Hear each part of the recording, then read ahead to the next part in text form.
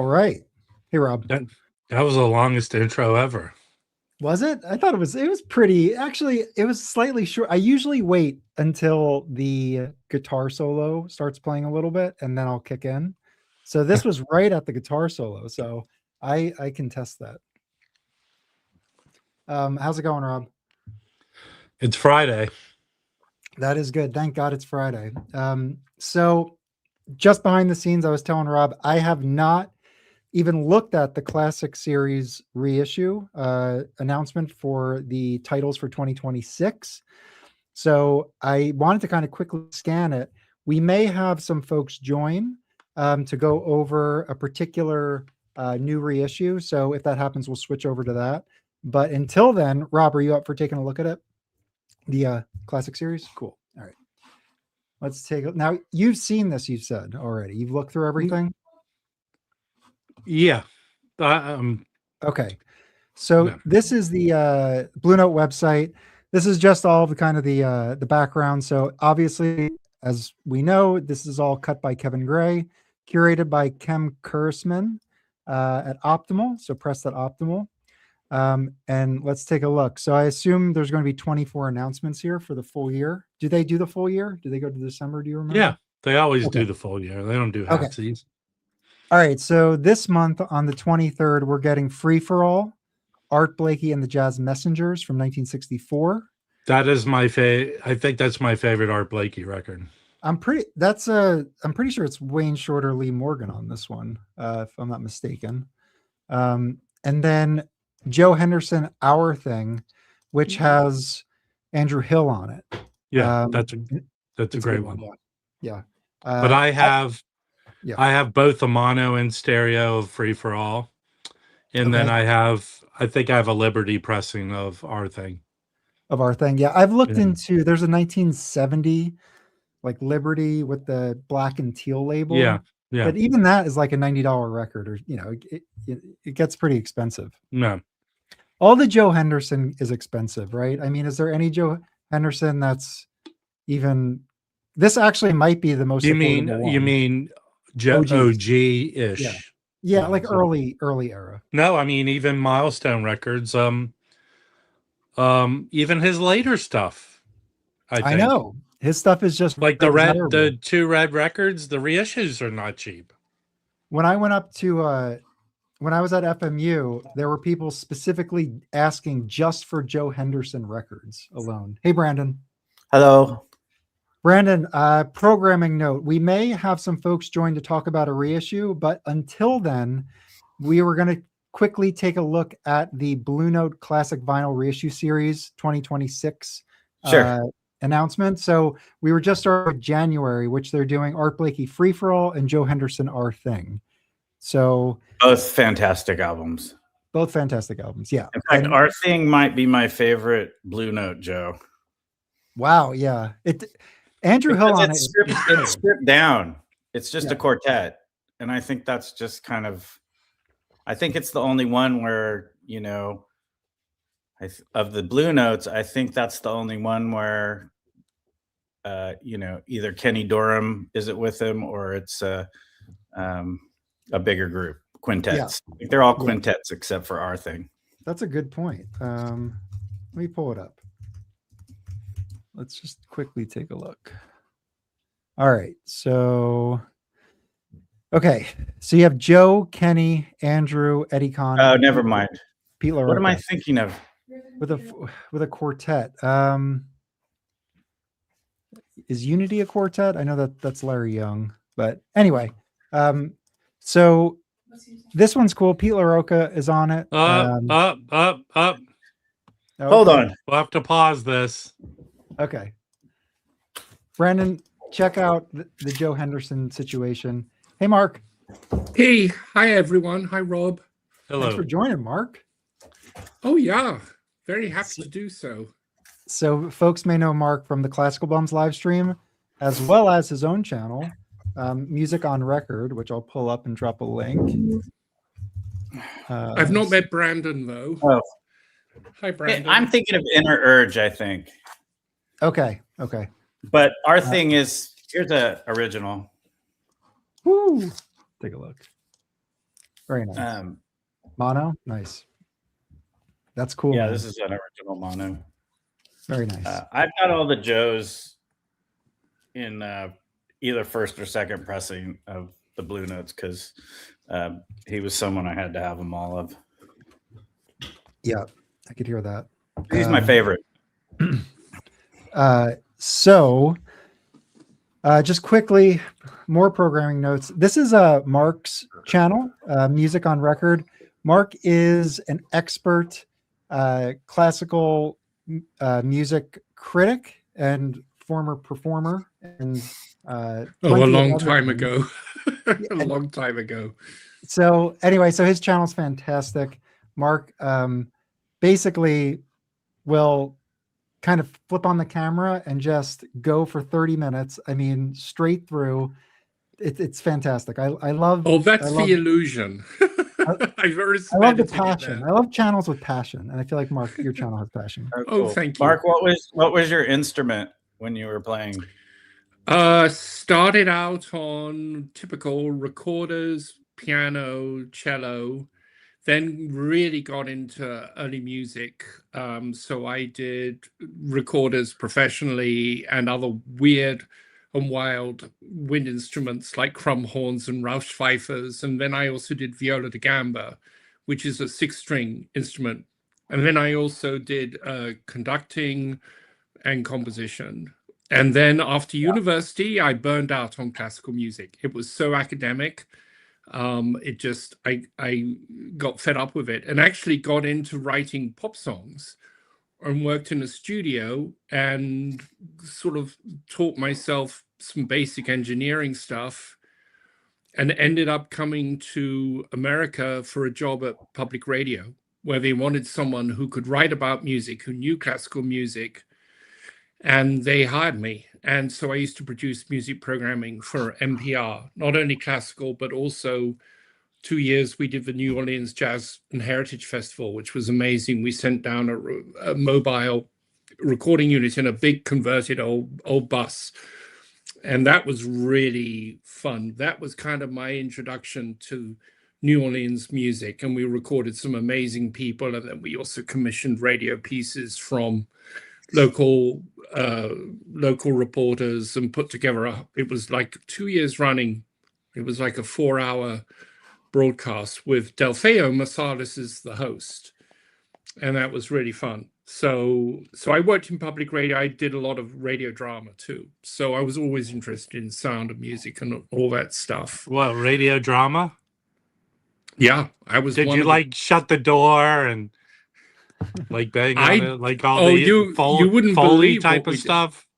Yeah, so I did all kinds of stuff. I did stuff both in the studio and live. And when I worked here in LA with a company called LA Theatre Works, and we did it live in front of an audience with Hollywood actors and some really big names and also English actors.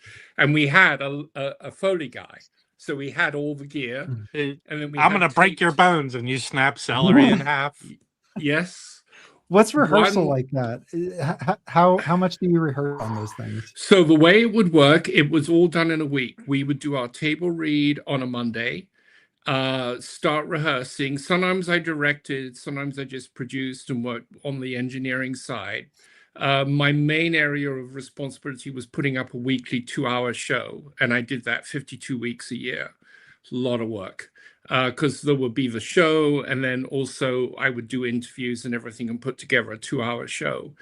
But for the live show, we would actually do our first live, we would do a tech, I think it was like on a Wednesday afternoon. We would do our live show on the Wednesday evening, Wednesday, Thursday, Friday, Saturday, Sunday. And from that, we would edit together a show that would then be on the radio. Now, when I was doing it in LA, it was multi-track. But when I first started doing this in Boston with this company, we had to get just regular microphones and create a stereo pair. And it was not multi-track. So everything had to be done live in real time. And everything mixed in on the fly. So it was quite something. Yeah, so that was fun. And then I also did it in the studio. So all kinds of radio stuff. And then I also write for Tracking Angle now. So this is Mark's Instagram. I dropped the link if anybody wants to follow him. And yeah, like we did the classical bums and we were reviewing this new Decca series. So he has dedicated videos on those. Lots of really good stuff. And as you mentioned, he writes for Tracking Angle. And I pulled up your article that came out today, January 9. And it's about this Neil Ardley Kaleidoscope of Rainbows review that you did. So I'll encourage everybody to go check this review out as well. Mark, do you kind of want to jump into this review? Yeah, it's great to see that Rob has a copy there. I know you know Craig, and Craig was on your channel. I watched that stream. Yeah. This is a really, really special record, and this reissue just is so stunning. This is a record, and I talk about this in the article, but this is a record I discovered when I was 16 in England. At that time, you know, the radio was amazing. You had Radio 1 and 2 for the BBC, which was pop and light music, and then eventually you had a commercial station, Capital Radio, and you had the pirate stations, and you had John Peel, who I didn't really listen to back then because I wasn't so much into the kind of music he was playing, but obviously I know who he was, and later on listened to some of his stuff.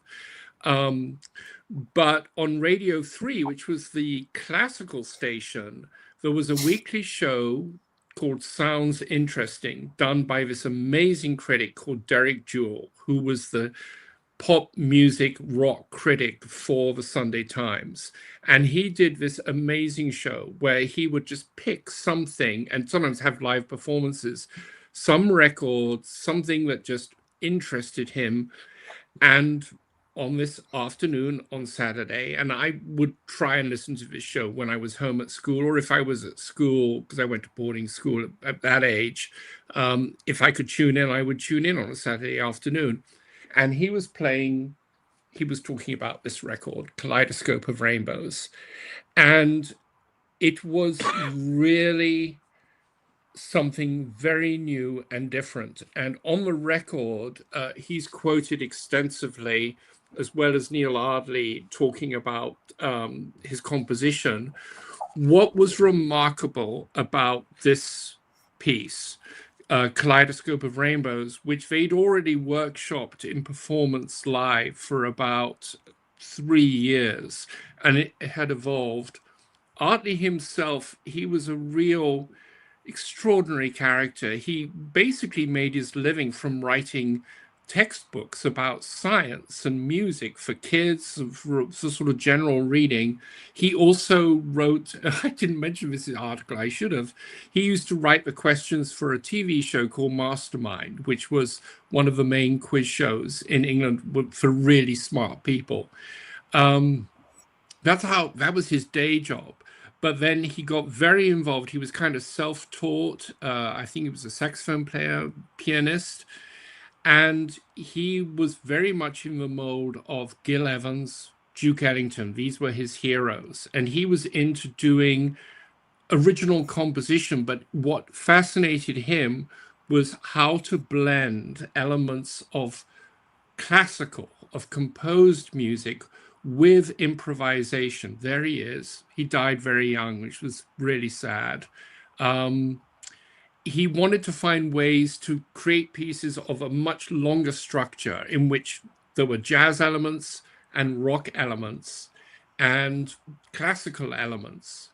And this album, which came out in '76 and which Derek Jewell talked about, featured a whole program about, and then played it, and I listened to it.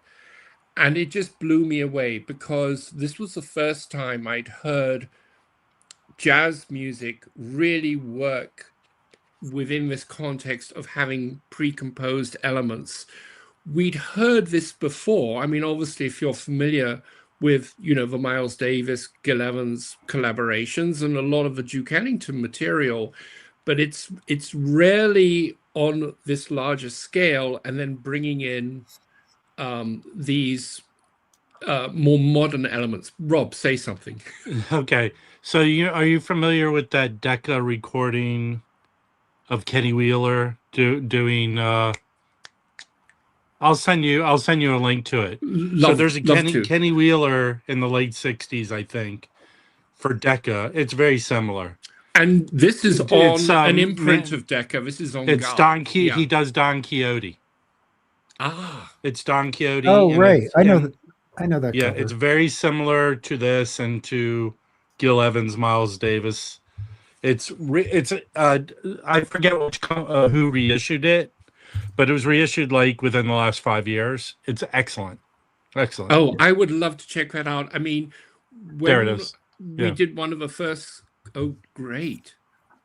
Oh, well, you see, that's Johnny Dankworth. So Johnny Dankworth was a major figure in British jazz at this time, married to Cleo Lane. I heard him and Cleo Lane, and I heard him alone at Ronnie Scott's. I used to go, I was not a huge jazz head, but I was to an extent. And Johnny Dankworth is like a key figure in British jazz. And again, a brilliant arranger. And his wife, Cleo Lane, if you don't know who Cleo Lane, my God, you have to go and check her out. I discovered her because she was in a production of Showboat in the West End, singing Julie. And she has the great numbers, the famous number is Bill, with lyrics by P.G. Wodehouse, of all people, but Can't Help Loving That Man of Mine. And she just brought the house down. And the thing about Cleo Lane, she just had this huge range. And she did a famous series of concerts. Every year she would go to Carnegie Hall and do a concert with Johnny Dankworth. And there are 2 records of that on RCA, which are phenomenal records. And I think she was fairly popular in the US, right? Yeah, she definitely had a following. I actually heard her and Dankworth on tour when I was living in Boston. They played at the New England Conservatory. That would have been in like the late 80s or something. And she still had the pipes. She was absolutely remarkable. But anyway, so that's so interesting that Johnny Dankworth is the band on that album. But getting back to this, what is so extraordinary about this is it's one of these pieces where he just successfully blends all these elements, and he's working with all these incredible English musicians. In particular, I'll mention Ian Carr, the trumpeter, and Ian Carr's band, Nucleus, kind of forms the nucleus of this group. But the producer on this, and the cellist and electric cellist, is Paul Buckmaster, who people will know as being part of Elton John's band. He also worked with David Bowie. He's on Space Oddity. And this whole album has this wonderful organic analog sound, which you associated with those early Elton John albums. It's that rich sound. It was recorded at Morgan Studios, a famous studio of the period. And the engineer, again, went on to have a huge career, Martin Levin. Other musicians on here, Barbara Thompson in particular, who played, all of these guys were session musicians, and Barbara Thompson played on tons of records. But her section in this is particularly gorgeous. So what's interesting about this is that Ardley had just finished another album, and the guy he worked with on that, his name is just escaping me right now, said, have you ever checked out Music of Bali Gamelan music? And he gave him this record. And what's so interesting about this is that it's a different tonal structure, different scale structure to traditional Western music. And it had already been discovered by a very famous English classical composer called Benjamin Britten, who had been on vacation in Bali. And he was so fascinated by this music its different tonal structure, harmonic structure, the textures of the instruments. He integrated it into his own music, a ballet he was writing for the Royal Ballet called The Prince of the Pagodas. And that was in the late 50s. He was kind of put onto this music and sort of recommended to go and investigate this by another composer called Colin McPhee, who actually went and lived in Bali for a period of time.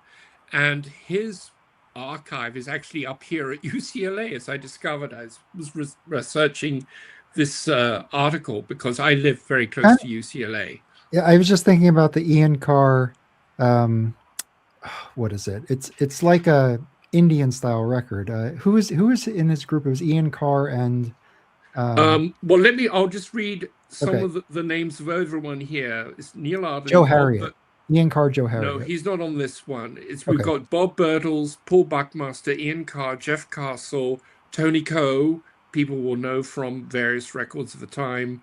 Big session player, Dave McRae, Roger Sellers, I think may have been in Ian Carr's band, Ken Shaw, Brian Smith, Roger Sutton, Barbara Thompson, and Trevor Tompkins. So the core was Ian Carr's band, and Ian Carr and Ardley worked together many, many times.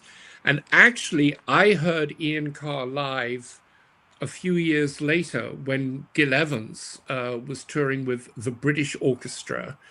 And this was in the early 80s. And what was interesting was that Gil Evans was starting to integrate synths into his band. And I saw them at Ronnie Scott's, and Ian Carr was sitting in that night. Oh, it was sensational. And actually, they issued a record, which is, well, Gil Evans fans should seek this one out.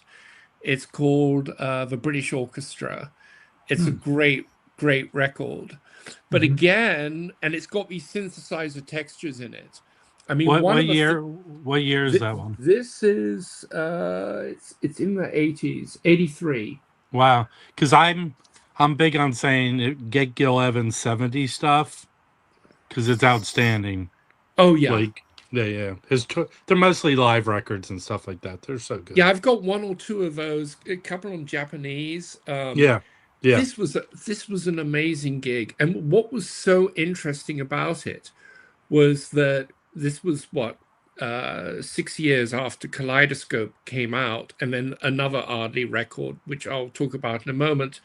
But you could kind of hear certain similarities, certain percolating similarities. I mean, I'm sure Gil Evans was very aware of Ardley because of what he was doing with these records and with these musicians.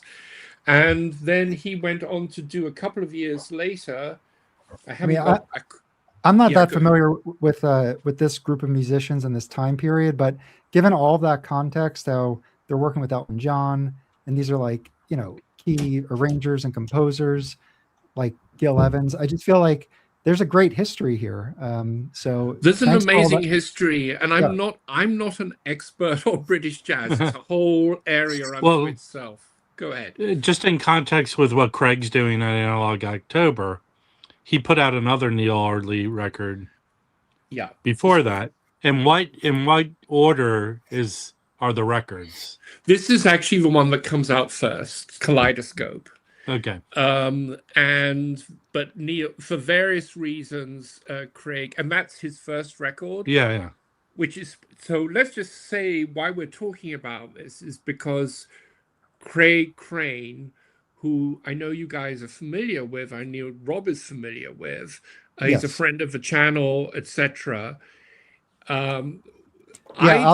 Just quickly. He is a friend of the channel. A bunch of us received promos. I got a promo, I think. So just disclosing that he's a friend of the channel. So, But other than that, I mean, he does top-notch stuff. Well, let's just get into that a moment. Yeah. Look, my article is long. It's like nearly 7,000 words. I go into every aspect of this, the remastering and everything.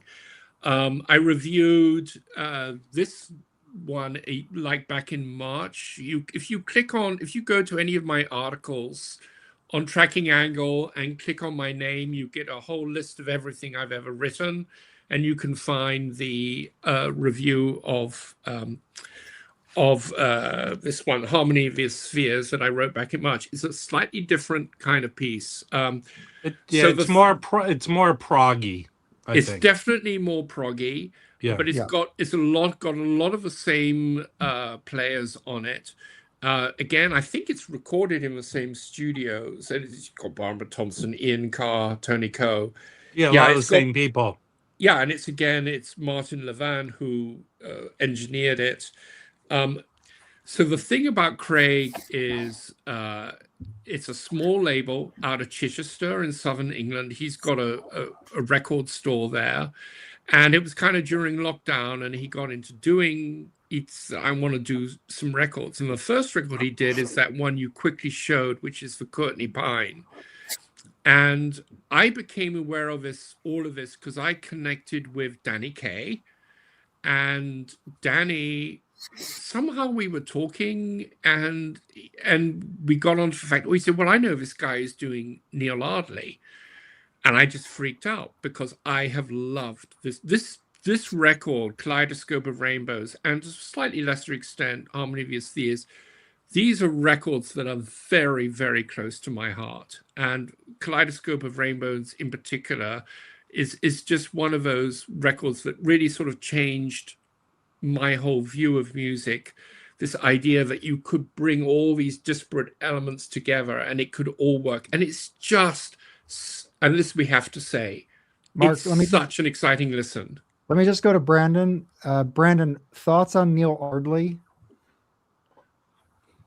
Oh, I guess I only know this one record somewhat.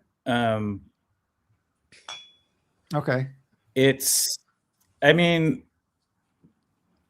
I'm always like trying to find synth albums with jazz that I like. I'm not really a traditionalist, and I really like synth pop a lot. So it's always hard to find. It's always hard to find a jazz album that does it well, that doesn't sound too new agey or. But this has more like, if I remember correctly, it's just kind of like got lots of repetition elements, and I think it's an ARP synth. It's really, the synth parts are really cool, and they're kind of like almost more the rhythm of how it goes. And I apologize if it looks like I'm looking the other way. It's this, I have a new computer, which looks like I'm No, you're good. You're good.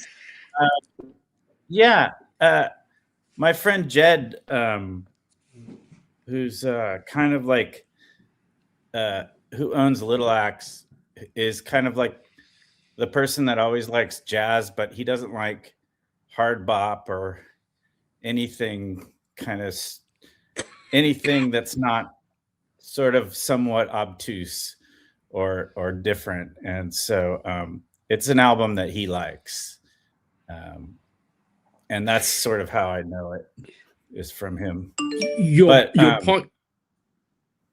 I was just going to say your point about repetition is a really good one, because it's almost minimalist, because it's built on these Balinese scales. When I hear it, I think about like what even though it's a synth, it has those like I guess like Philip Glass or Steve Reich kind of like and I guess that must be from the Gamelin music, I'm guessing. But the synth sort of has this constant.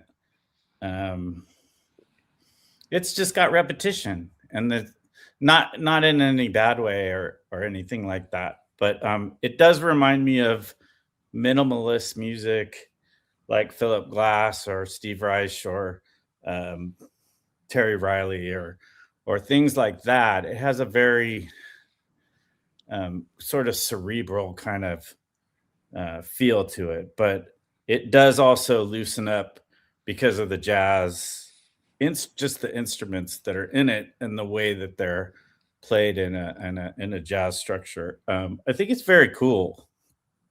I mean, one of the things, and it's really brought out in the reissue, is it's a real orchestra, but it's not kind of really the kind of orchestra you think of with jazz, because it's not brass heavy. He loves writing for winds, and then you've got the cello in there as well as the bass. The bass is kind of a driving force behind the whole thing, and it's beautifully the bass rendered seems on more this. jazzy than any other element. I think a newbie type of person would say fusion, but I don't think it's fusion at all. Not even close.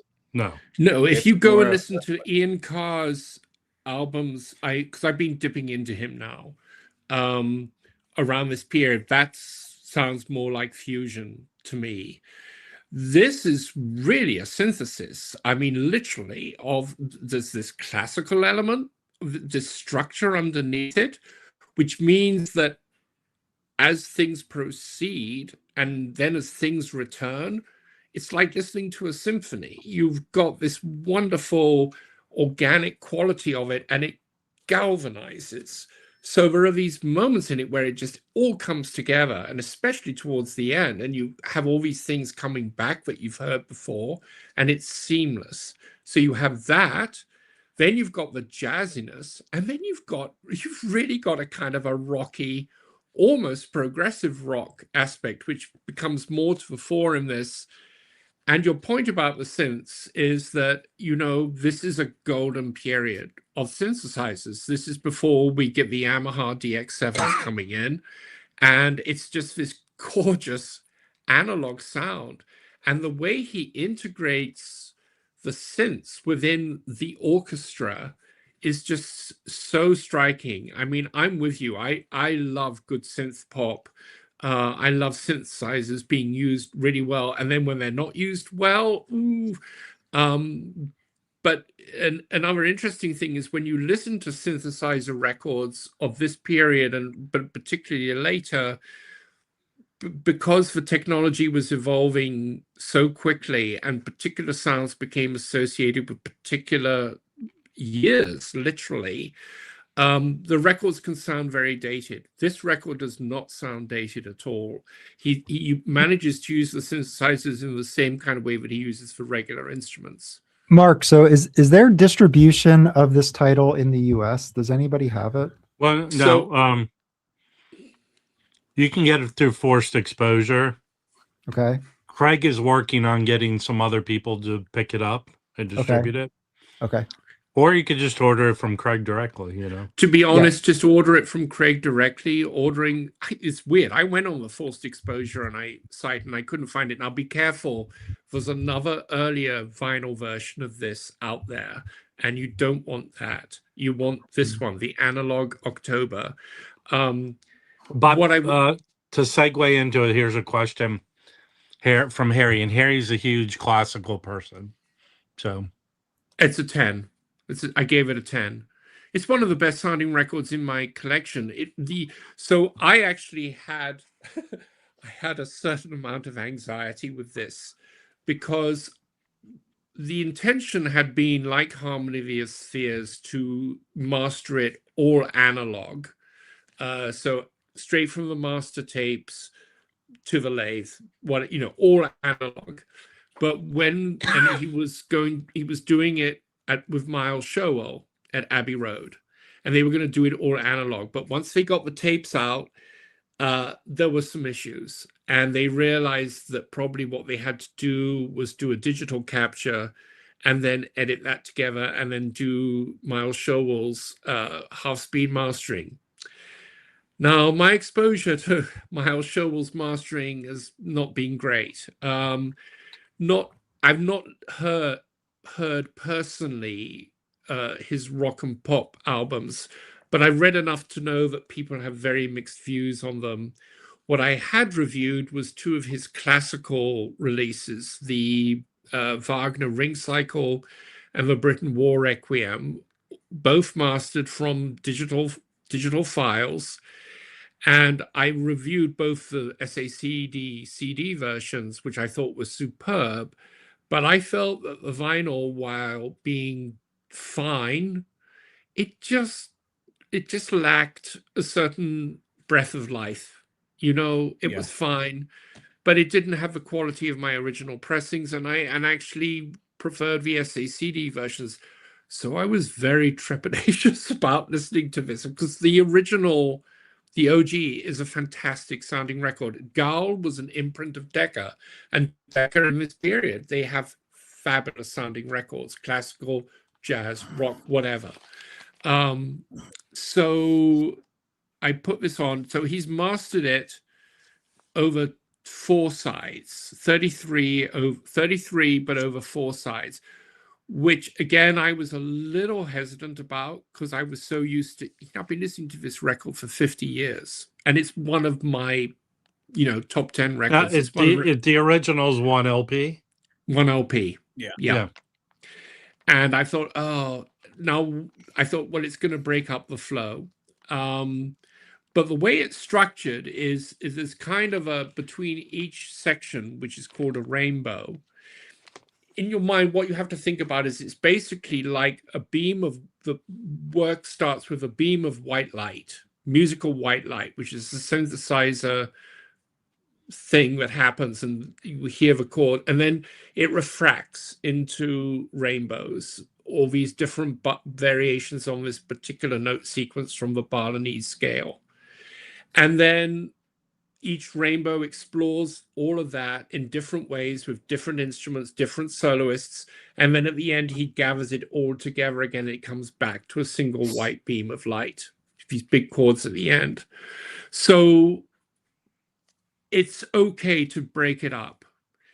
But I was trepidatious about it. So, and I write about this.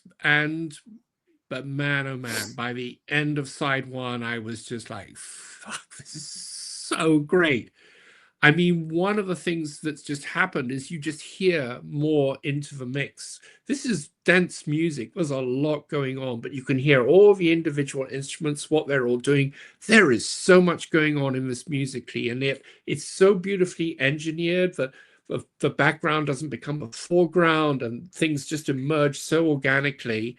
But then the bass, which kind of drives this forward, is just so stunning, and the drumming, and it's a sonic spectacular. And I just went, well, okay, so Miles Showell nailed it. I can't imagine it sounding any better, really. It's superb. So just going back to your review real quick. This is your review, right? Where's your name on here? I couldn't find your name to click on. Oh, it's on the left.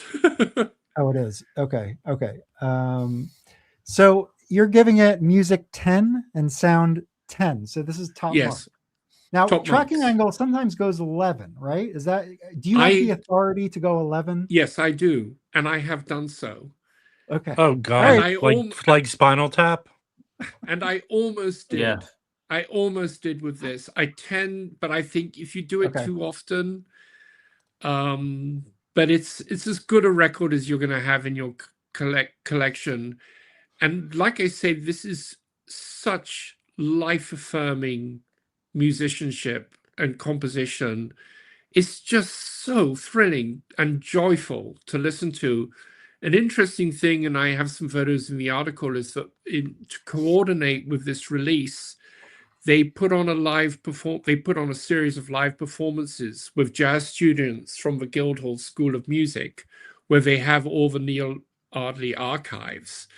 Okay. And they did performances with these young musicians playing this music. I mean, how exciting is that? Just really, what a brilliant thing to do. And Neil Ardley's widow was there.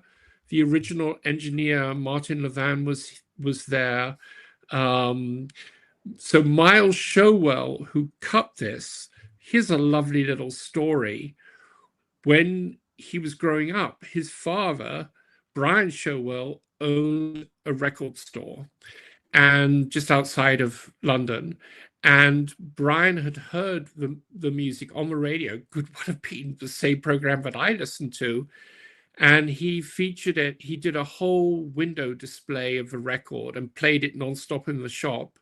So Miles was listening to it from very young. And actually, Neil Ardley heard there was this record store that was doing this and went and met them. And they all became friends and then invited them to a playback of Harmony of the Spheres.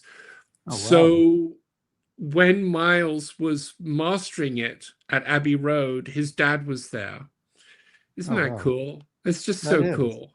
Yeah. All right, I'm gonna jump in real quick, and let's take a look at the packaging. So it comes in this really thick outer sleeve. I just pointed out because there obviously is a hype sticker, but there's also the record store logo, kind of like how Impex does it. It's like, yeah, it seals the. And actually, what's nice Yeah. about it is it's very sturdy, and you can reseal it over and over again. And Yeah, it's I not would like- keep. I'm keeping this in there, so Yeah. I would not resleeve it. So anyway, so here's the jacket. I guess it's direct to board, glossy, And Wide it's mouth. folder. Wide and mouth. it's Wide mouth. slightly different. The color design on the back is slightly Okay. different from the OG. You Okay. can see he's gone with a single color, and it's a heavy gloss, and it's slightly darker. And I don't think that's a problem at all. I know the purists will scream bloody murder, but no, I think it looks lovely and feels great in the hand, and the gloss doesn't smudge. Yeah, this is really nice. This is very nice. And then it comes with an insert, which looks pretty Yeah. substantial, for an insert. So it's thick, and it's got it's got the master tape on it, number one. So copy of the master tape. So there's that. Have the artist here.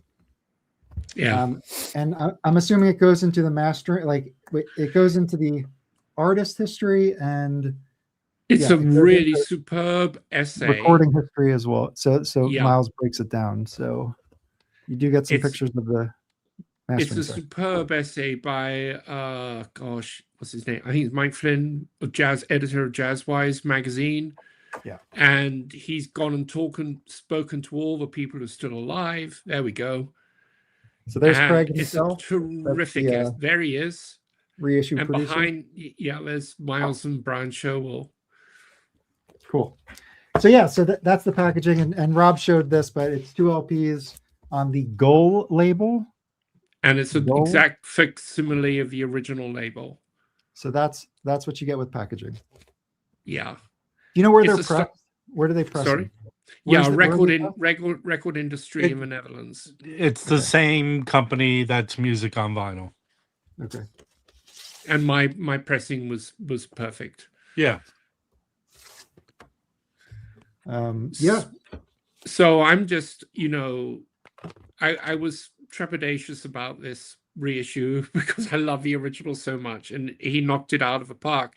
And to your point earlier, he's really focusing in on this whole area of British jazz in the 70s. The next 2 records, which I believe he's cut, are Turning Point, a band I didn't know about, but I found out about them via Danny Kaye, and I bought one of them as an OG, and then I'm really looking forward to those. But he's doing some current players as well, and then he's going to do some other reissues. So I think he had told me that he has 10 records mapped out, like the first 10, right? that's right. Yeah. And what he wants to do is he wants to really focus on the label. What I love about this, I mean, to me, this is kind of, Impex is a little bit more substantial, but there are these other labels now, and I'm trying to remember, I just got the record, it came out before Christmas, these small labels which are doing these Yeah. particular things. It was a jazz record. The guy, it's a bass. Yeah, you're talking about Pepper Joaquin Adams. Brown, Yeah. the That's Pepper the Adams Gamut- album. Pepper Adams, Yeah. which I Yeah. bought. I haven't listened to it yet. I mean, The- they're and the late- doing exquisite. What are you waiting work. for? We'll That give late- you. Go listen to it now. We'll wait. That label is, so what we're referencing is the Gamut label, and they put out the Pepper Adams. It's quintet, right? Quintet or sextet? Might be sextet. Or is it both? Is it a bit of? Is it two different? But it's the mode configurations? I can't section. remember. And I always say Carl Perkins is on piano, and he is a under-recorded artist because he died young, and he's a great piano player. Here's the reason I think you should listen to it, which you are, and maybe write about it, because they made a decision to put it out as a 45. Even though it's a short record, they could have done it at 33. Mm-hmm. And it wasn't about the speed. It's just they felt the 45 if it was doesn't better. change the sides, No, it doesn't. No, it doesn't. I think the new one, the rock one that just came out is cut at 45 from not Impex, the other guy, and the guy from Seattle. Yes. And what's their name? Not Insurrection. But it's similar to that. Yes. He doesn't. He doesn't give me free records, so I don't get his name right. Oh, okay. But for anyone who's interested in exploring something a little bit different, these are wonderful records, and Harmony of Spheres is still available. I just couldn't find my reissue copy, and I gave a rave to this as well. 10 out of 10. This is really fantastic music, and it's very different, and it wears extremely, extremely well. So. Very nice. Thanks for letting me come and talk about it. Of course. Yeah. No, I was excited to do it. So thanks for joining. We were talking about some British jazz like a couple weeks ago. On Columbia, there's a series called Lansdowne series. Have you ever heard of this, Mark? I'm not a jazz head. So I often watch your channel and sort of go, well, I have no idea what they're talking about, but it sounds interesting. But I've got a feeling that Craig might be focusing on some of this. Yeah, he might be focusing in on some of this. That would be don't quote me. The 60s British jazz, I'm a big fan of. Yeah, it's Ian Carr and Don Randall albums. I almost want to say the one, Brandon, that you keep saying is awesome. Yeah, Mike Taylor. This one, Mike Taylor, not the Mike Taylor. Or I guess John it is the Mike Taylor. The John Cameron off the blue cover, one. Yeah, off center. So I spelled CENTRE, off center. So I have a question. If you're a collector and you want to focus in on, for example, a label like this, a UK label from the 60s and 70s, were these records put out in America in decent pressings, or do you have to focus in on the UK pressings? No, you had to get the UK. Fact, Mike Taylor Trio off center, fortunately, is only like $100 record now. It used to be a $50 record, but the Mike Taylor Trio and Pendulum are $2,000 records if you can find one. Yeah. So these Mark, this Lansdowne series, not this series in particular. This was from Columbia. So these are Columbia. But that was reissued last year, that particular record. Yeah, some of these have been reissued. But you're talking about the same Columbia that was doing... No, it's Columbia, England, which is... Yes. No, exactly. Columbia was different. doing the Columbia classical stuff. So there's one copy of... Yeah, it's the same matrix numbers, yeah. The original... there's one original pressing of this one. These. And it's about $1,500. So Mark, can you help... From talking with Poetry on Plastic, the Columbia British label was classic. Their classical records are can you highly tell me prized. They're how they are regarded. Highly prized. Some of my most treasured classical records are Columbia's. Not to be confused with American Columbia. That's a beautiful They're two different label. Companies. Dave, can we see that again? Can I see that label again? That's Lester Young on Columbia, UK. Columbia, UK has nothing to do with American Columbia. No, Yeah, nothing to do Right. with it. Yeah, But this is in a the totally classical- different thing. So when you're talking English classical records, yeah. Oh, what's that?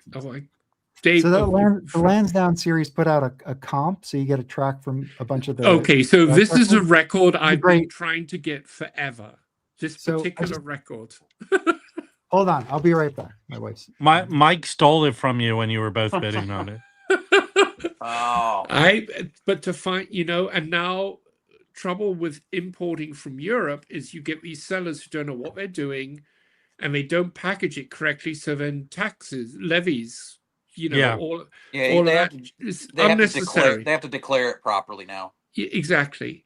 Look, I love these labels. Look at this. And This the is labels beautiful. like match, like they're adhered to. Anyway, Yeah, So that is identical to the certain of the classical labels. It's just a different color.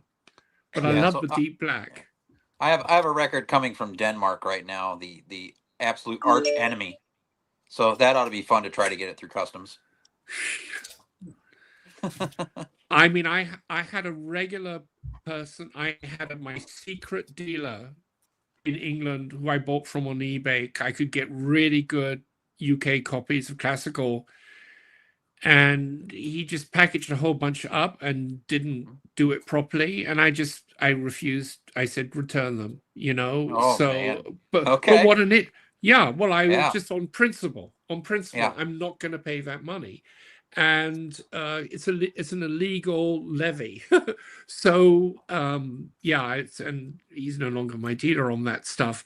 But to get back to Rob's point, yeah, I've got shelves of the early Columbia. So yeah, let me just quickly say, in classical music, sonically, the most prized records of the American Mercury Living Presence, RCA Living Stereos from the 50s, early 60s. And then in England, it's Decca and Gull, that Ardley is part of Decca, and EMI, and Lyrita is also part of Decca. I But like. there is slightly different kind of sound. The Decca But what Even about is his EMI. master? are closer to the musicians. The EMIs are slightly more of a mid-haul, but the Columbias, which are then reissued as EMIs, postage stamps. Oh, that looks great, Dave. Oh my God, Yeah, that this looks came great. in the mail recently. This is on EMI, but it's Oh. the Path. It's EMI Path out of France. So it's a France record. So it's from a film. Philippe Sardet. Oh yeah, I mean he's great. He's Yeah, great. this is fantastic. My other passion is film music. I'm seriously into film Mark, music. what about what is his master's voice? So HMV, his master's voice, That's- is like so it all becomes EMI, but Columbia, his master's voice, it's the same family. Okay. So that's why you get Columbia records when they're reissued, they come out on EMI on the postage stamps. And the EMI postage stamp records from the late 60s, 70s, the only difference between them and the earlier Columbias is they're mastered with not with tubes in the mastering chain. This is why the early Decca widebands, the early Columbias are so prized, is because they're pressed with, they're mastered with tubes in the mastering chains. Having said that, the postage stamps are fantastic, and you can go into American stores and find them for not very much money, often in excellent condition, because they started to be imported into America by, like, I know, Rob, you've been selling records with the Odeon sticker. That was one of the companies that did that. All you have to do with all these, the Deccas and the London, Decca had to release their records in America under the London imprint because there was a clash with the American Decca company, which was completely different. You never want to buy American London pressings. You just buy, it says made in England or imported from England or whatever, and then you're fine. It's the same record. It's pressed in England and then it's exported, and it has different artwork and everything, but it's essentially the same record, and they'll cost a fraction of the Deccas. If you watched one of those classical bum shows, You did a point where you talked about this label. Yes, So fabulous. I never see these records. I have yet to see one in person. Ah, And well, it just real depends where quick you're to go, going. real quick to go back to HMV. Yes, They were prevalent in putting out records in Nigeria and in India. everywhere. Yeah, yeah. I have a lot of HMVs from specifically those two countries. Are they recordings of music they made in those artists from those countries? From those countries, yeah. So I have like some 7-inches that are on HMV that are psychedelic rock from Nigeria. How do they sound? They sound How fantastic. and the quality of the pressings are decent? Yeah. Oh, yeah. The HMVs are pretty much like the Odeon HMVs. Yeah. Well, Well, the HMVs what you have to remember is that the Persian stuff. And, EMI is the Beatles. It's the same record company, so it's the sonic excellence is right up there.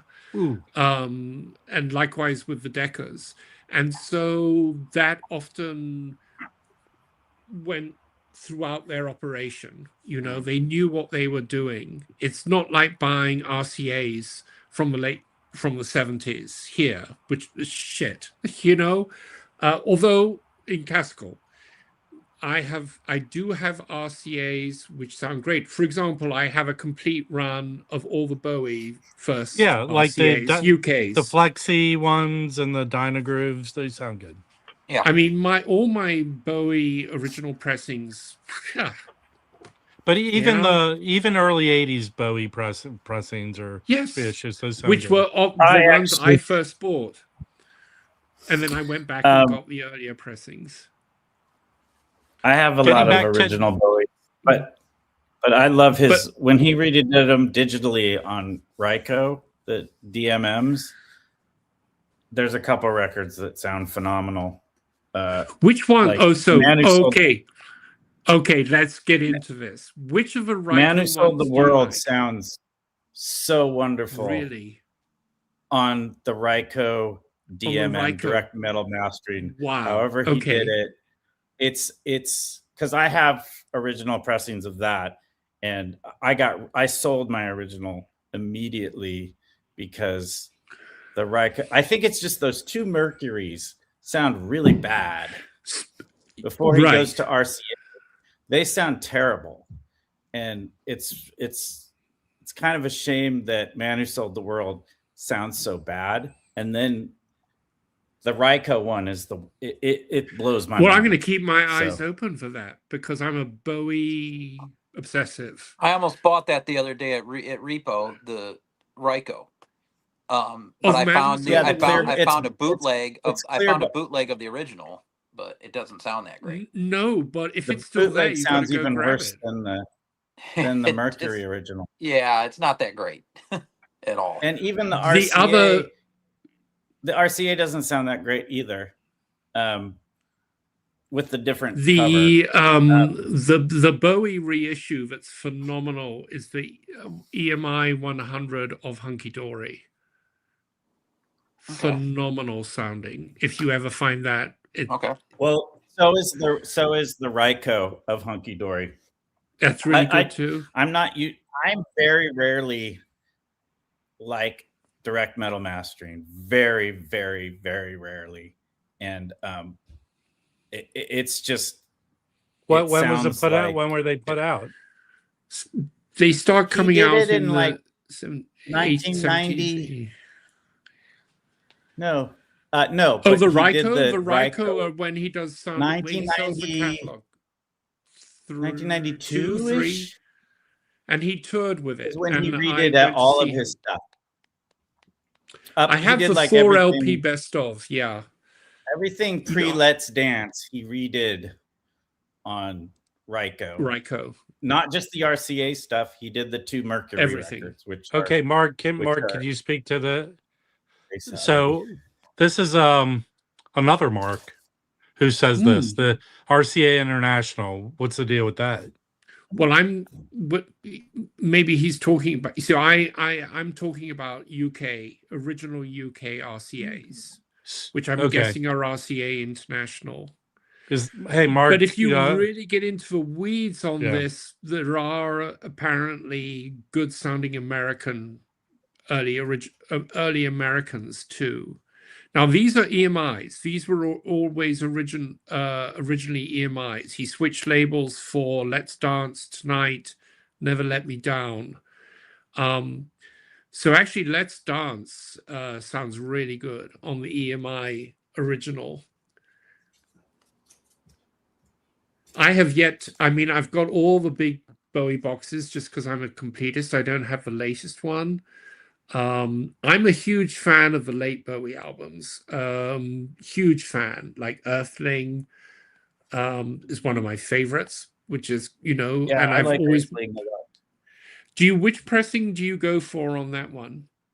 I don't know what I have. Because there's the original. Sounds really good though. I think I mean, it might be the Tony Visconti thing. But it came out in different. Originally, I bought it on CD. Yeah, me too. But I have the original. I have the original, and I think it's a European press. But what I don't have is the music on vinyl press. And then I do have the new one in the box, which I've not listened to yet. But do you favor any music on vinyl pressings? Actually, some of them are really so. I just recently got one of the late the Miles, because they've done a bunch of the very late. Sort of have a. Isn't Columbia sort of own part of the company or something like that? Oh, I think I really don't know. But I've got I got one of those ones like Dark Magus or Black Beauty or one of them. I just haven't listened to it yet. This is the Reissue. And if you like this I've never seen it. If you like this album at all, it's on this weird like Coke bottle. Yep. Vinyl. That's the 90s pressing, Brandon. Yeah, this would be the one he did in like because didn't they repress the Reissues not too long ago? No, not wrong about that. I don't think so, though. No, the ones that you're finding in the shops they right repressed now, a bunch of stuff, but not. They're all from the new repressings. They did a Tony Visconti thing, but it's not like the Reissues are. These are all DMMs remastered by Bowie. And if you've ever listened to Man Who Sold the World, the rhythm guitar is super muddy. There's keyboards in it that are almost non-existent. It's just a really weird mixed album. And this sounds phenomenal. So wow. And I think Felipe agrees with me on this. And the Hunky Dory sounds great.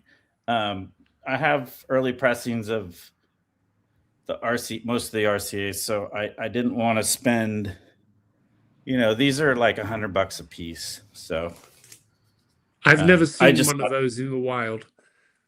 I have the full LP best of set on Reissue. Yeah, when it came into the store, I just grabbed it. So, but that's a really great tip. I'll look out for that. Yeah, if I could recommend anything to a Bowie fan, it would be just buy this. The Reissue. I actually love the I love the Bowie that came out. So here's my wife, she actually saw him on the Thin White Duke tour, and she was like 50 foot from the stage. We were talking about it last night. This is his famous tour, the Isobar tour. And he kind of came out, she says, I'll never forget. He came out in like this black and white suit, and the whole set was kind of black and white. And she said it is, to this day, it's just one of the coolest things she's ever seen in her life. But I really like the album that came out for Record Store Day. It was like a couple of years ago, and it's redos of a lot of the catalog with the Reeves Gabriel's It's like Changes One Bowie or something. It was a Yeah. lovely version of Man Who Sold the World on that. Lovely version. It's a I great know what record, you're and it talking sounds about. great. There's some a bunch of acoustic stuff. Yes. Is that the one you're talking about? It's Yeah, like a and weird, it's with Reeves, and and it's some of with them are Reeves kind of- Gabriels. who I don't love, but I do like that. She saw it's him like a with Tin 6-song Machine. or 8 songs. Yeah. Yeah. She saw him with, we were both supposed to go to Tin Machine, and that was with Reeves Gabriels and his brother. Reeves Gabriels and the two brothers. And I had to do a fundraising. Yeah, I had to do a fundraiser that night, so I couldn't go. But she said it was amazing. Took his shirt off and smoked a cigarette on stage. Cool. Yeah, I saw him in the 80s. It was the Soupy Sales kids. Yeah, that's the one. I forget their names. Tin Machine. Hunt and something Sales. But yeah, Soupy Sales. Wild but and I Crazy saw Boys. Bowie.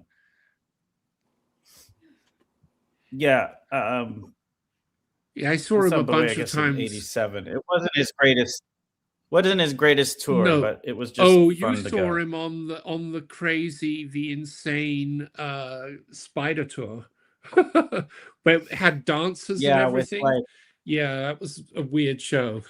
Yeah, and Peter Frampton and Lou Reed came out, like weird guests popping in everywhere, just kind of bizarre. My most distinct memory, and not to segue too much, is when he was on Saturday Night Live and that was when he had Klaus Nomi as the backup singer. Yeah, and he does Man Who Sold the World. Yeah, and my buddy Omnivore, they're putting out a Klaus Nomi box, I think, next month. Oh, yeah. Well, that was the catalyst. I saw that show. I think it was in '81 or '82, and so I would have been 11. And I immediately, after seeing that Saturday Night Live episode, bought like 4 Bowie records the next day. So Klaus Nomi kind of scared me a little bit. Oh, I thought it was the coolest thing. I mean, it's on clowns. And you can go watch it on YouTube. All that stuff. I like all that. I think I need to steer this towards. Just very quickly, I'll just quickly say the last time I saw Bowie, he was the support act for Moby. It was with his final band, and they were a killer band. And the set was sensational, but they were the support act for Moby, which was wild. Was that in LA? Did you see that? It was in LA, and it was probably about 2 years before he stopped touring because of his heart condition. I did want to show you something. Okay. I know you're going to change the subject, but I thought you might enjoy seeing this. Let's do it. Because I know some of you are interested in getting the new version that's coming out. This is Mosaic. Yeah. How many LPs is that? Oh my God, it's a lot. It's 10, right? It's something like 10 or 11. Yeah. Oh, this is so good. I had the seat. This is coming out, isn't it? Complete. Comes out at the end of the month. But it's digital. Well, what are you going to do? What are you going to do? This is analog. It's just, it's a stunning set. I've got all the Mosaic, Miles Davis. And the thing is that this is analog, all analog. And I had the CD set. And then this came out, and I was just like, oh, wow. This is when it was first released. These now, I mean, God knows how much these cost, but they're so beautiful. Oh, that box is expensive for sure.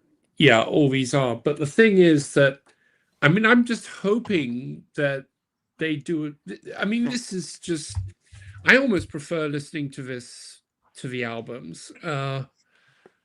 It's just amazing. So who's the group on that? It's Wayne Shorter. It's the second quintet. Yeah. Right. Well, Mark, for Record Store Day, they did release a 2 LP. 2 LPs, yeah. Yeah, and I haven't heard, other than pressing quality issues, I think people were fine with it. That's good. Yeah. I mean, it's really great but they're issuing the whole set. And if they do, I'm not one of these people who's shit's all over digital sourced. If it's done decently, it is what it is. It's better than nothing. But it might be really good. It might be really good. Yeah, it's going to be fun. There's like an 80s double LP of the Plug Nickel.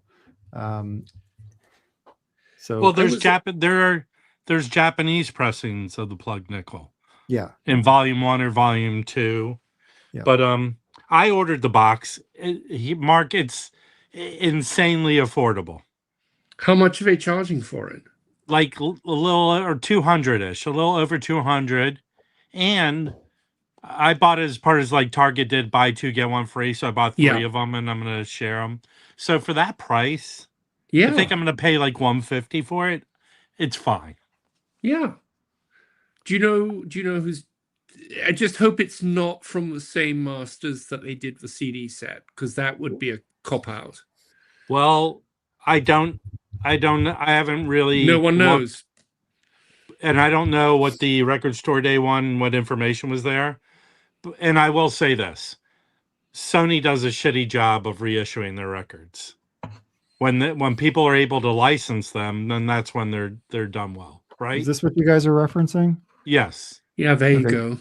So here's the LP. 1, 2, 3, 4, 5. No. So from MilesDavisStore.com, it's $215. Pre-order January 30 will ship. Do any of you in the chat have the Record Store Day record? How's it sound to you? So it's second quintet, which is Wayne Shorter, Herbie Hancock, Ron Carter, and Tony Williams. Producer Teo Macero. Mm-hmm. I've been seeing him pop up on some early jazz LPs. He's on like Jazz Composers Workshop on Savoy with Mingus, and he has some of his own lead stuff. And it is like his compositions are odd. They're Oh, that's so interesting. I mean, of course, he kind of essentially created those at a certain point. He was creating the Davis records after the quintet because he was cutting and pasting everything. Right. Yeah. Now, I've streamed it on Apple Music, so I don't know what that came from, but that sound fine to me. Yeah. And I have, if you go into a CD store to buy used CDs, you can always find, I think I have 2 copies of a CD comp of it. And that sounds fine to me. I am not that familiar with the set. I mean, I know of it. It's spoken about a lot, but I haven't listened to it much. I probably have listened to it, but so here's the gist of it. They kept playing so much, and Miles was a stickler, and the rest of the group wanted to fuck with him. So that's why Plug Nickel, I believe, and people, you can correct me, but this is what I remember from reading and stuff. They fucked with him and they would change things, and he ended up, I think, liking it. Yeah. So I think that's why people want the whole Plug Nickel, everything they played, because it's different. Each playing is different.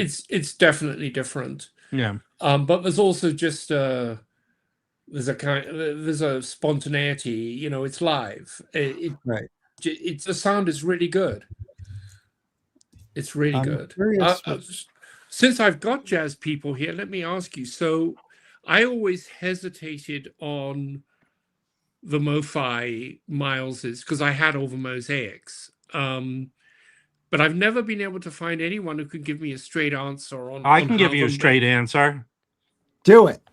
No. So Mazzy was the guy, because Mazzy said I had all the original 70s. The MoFis blow them away. So, but for mosaics, and since I kind of flip records and such, I've had both the MoFi and here's the determining thing.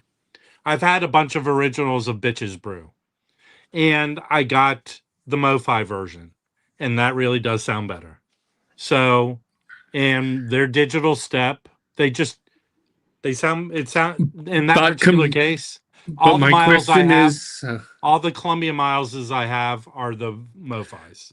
No, there's no question. But compared to the Mosaics? That's the thing I can never get an answer from anyone on. Well, here's my problem with really nice. Here's my problem with the Mosaics. Okay. Just in general, I do not like or respect the way that they reshuffled all the music. So if you buy a box of Mosaics, the biggest problem with them, let's say you get the complete Blue Note recordings of whoever. Yeah. You don't get the albums in the albums order. You get everything. You don't. In some sort of weird, fucked up order that I just don't understand. Then you have to reference the. Yes. This thing, and then you go, what am I doing? Yeah, I will say there is an exception. I have the Tina Brooks box, and they put it's just the 4 Tina Brooks albums. So there are some, but I think that's the exception. And I had the Herbie Nichols, and it was very odd because I was confused because I have some Herbie Nichols originals too, and it was like, why is this put in here? It's a bit odd. I hate to confuse the world, but meet Mark. Interesting. Okay, great. So Mark, I believe, is a guru type of jazz guy to a lot of people. Not me. I couldn't care less about him, but he does know his shit. So cool. That's really interesting. I mean, I've got any of the MoFis which are not in the Mosaic. So the electric stuff like Jack Johnson, etc. I actually do have a Bitches Brew, but the live stuff. Yeah. But I hesitate also because they're quite a lot of them at 45, but I hear they're starting to come out at 33. My really Silent nice. Way is 33. Yeah. Okay. Or Silent Way. Can I do my God, that's such a great album. Yes, but just one thing. I just wanted to go back to the plug nickel for just a 30 seconds and just look at the compositions. I was just curious, like what material they're doing. So I'll just quickly run through it, but it looks like they're starting with standards, except they have Walk-In, which is jazz standard. I love Walk-In. Then more standards. They do okay. Then I guess the second set, they start pulling in some Round Midnight and Milestones. The theme again. This is great. Then the third set, they do Oleo. This is very cool. It's weird. I think you need to seriously. I gotta check that out. They're doing mostly standards, but it progresses. Like it seems like there's like a progression. Like I don't know. Maybe there is. I don't know. It's interesting because I like the second quartet probably the best because they're doing something different. It's the beginning of doing something. Not that he was never not doing something different. That's a total. Here's my feeling the wrong way. My feeling with most things is they're always better with spite, and the fact that the rest of the band was spiting him and fucking with him just makes it better. They're not the whole. You like spite. Every set. They couldn't have done. No, it's serious. Go read about it. Okay, all right. Oh, that's great. Well, there is a moment where Herbie Hancock talks about how he it was kind of his modal learning experience where he played completely the wrong note, and he thought Miles was going to be pissed off at him, but Miles just changed the whole song to match the note. And there are no wrong notes. Wow, that's pretty cool. I guess I'm not in trouble. He thought he was in trouble, for screwing up something and or playing the wrong chord or he kind of messed up the passage, and then Miles just kind of looked at him. Yeah, and just started playing to that. Mark, with your knowledge and your experience with music, it doesn't seem odd to me, but it seems like you would have a good affinity for avant-garde jazz. Well, no, actually, the free jazz. Not free jazz. Oh, not free jazz. I call it face melting music. Not face melting music. I'm talking about Don Friedman. Do you know Don Friedman? No, but I do know some of the people. So I've got quite a few of the ECM people. Okay. Both the more conservative and more experimental stuff. I actually, you know what I do love? I love, in fact, I read an art. This was in the noughts. There was an article, I think, in the New York Times about what was going on in European jazz and how they were bringing in electronic elements. So we were having a trip to my wife's family with my daughter in Paris and in the south of France. And I said, I've got to go to the FNAC. The FNAC is the version of Tower Records or whatever at the time, because I can't find any of these CDs in America. And it was Boogie Whistletop. Does this mean anything to you? Boogie Whistletop? No, you're just talking crazy. I've never. Esborn You just made that up. Trio. Yeah. I'm talking about like. And they were using electronics, and it's really cool stuff. I'm wondering who you're talking want to about. show Mo-Fi's? Sorry. Okay. I have a prejudice against Mo-Fi's from my childhood. Okay. Did a whole shelf of them? Did a whole shelf of them fall on you? No. First of all, I hate what they do to the artwork with that horrible ticker tape. It's the worst thing ever.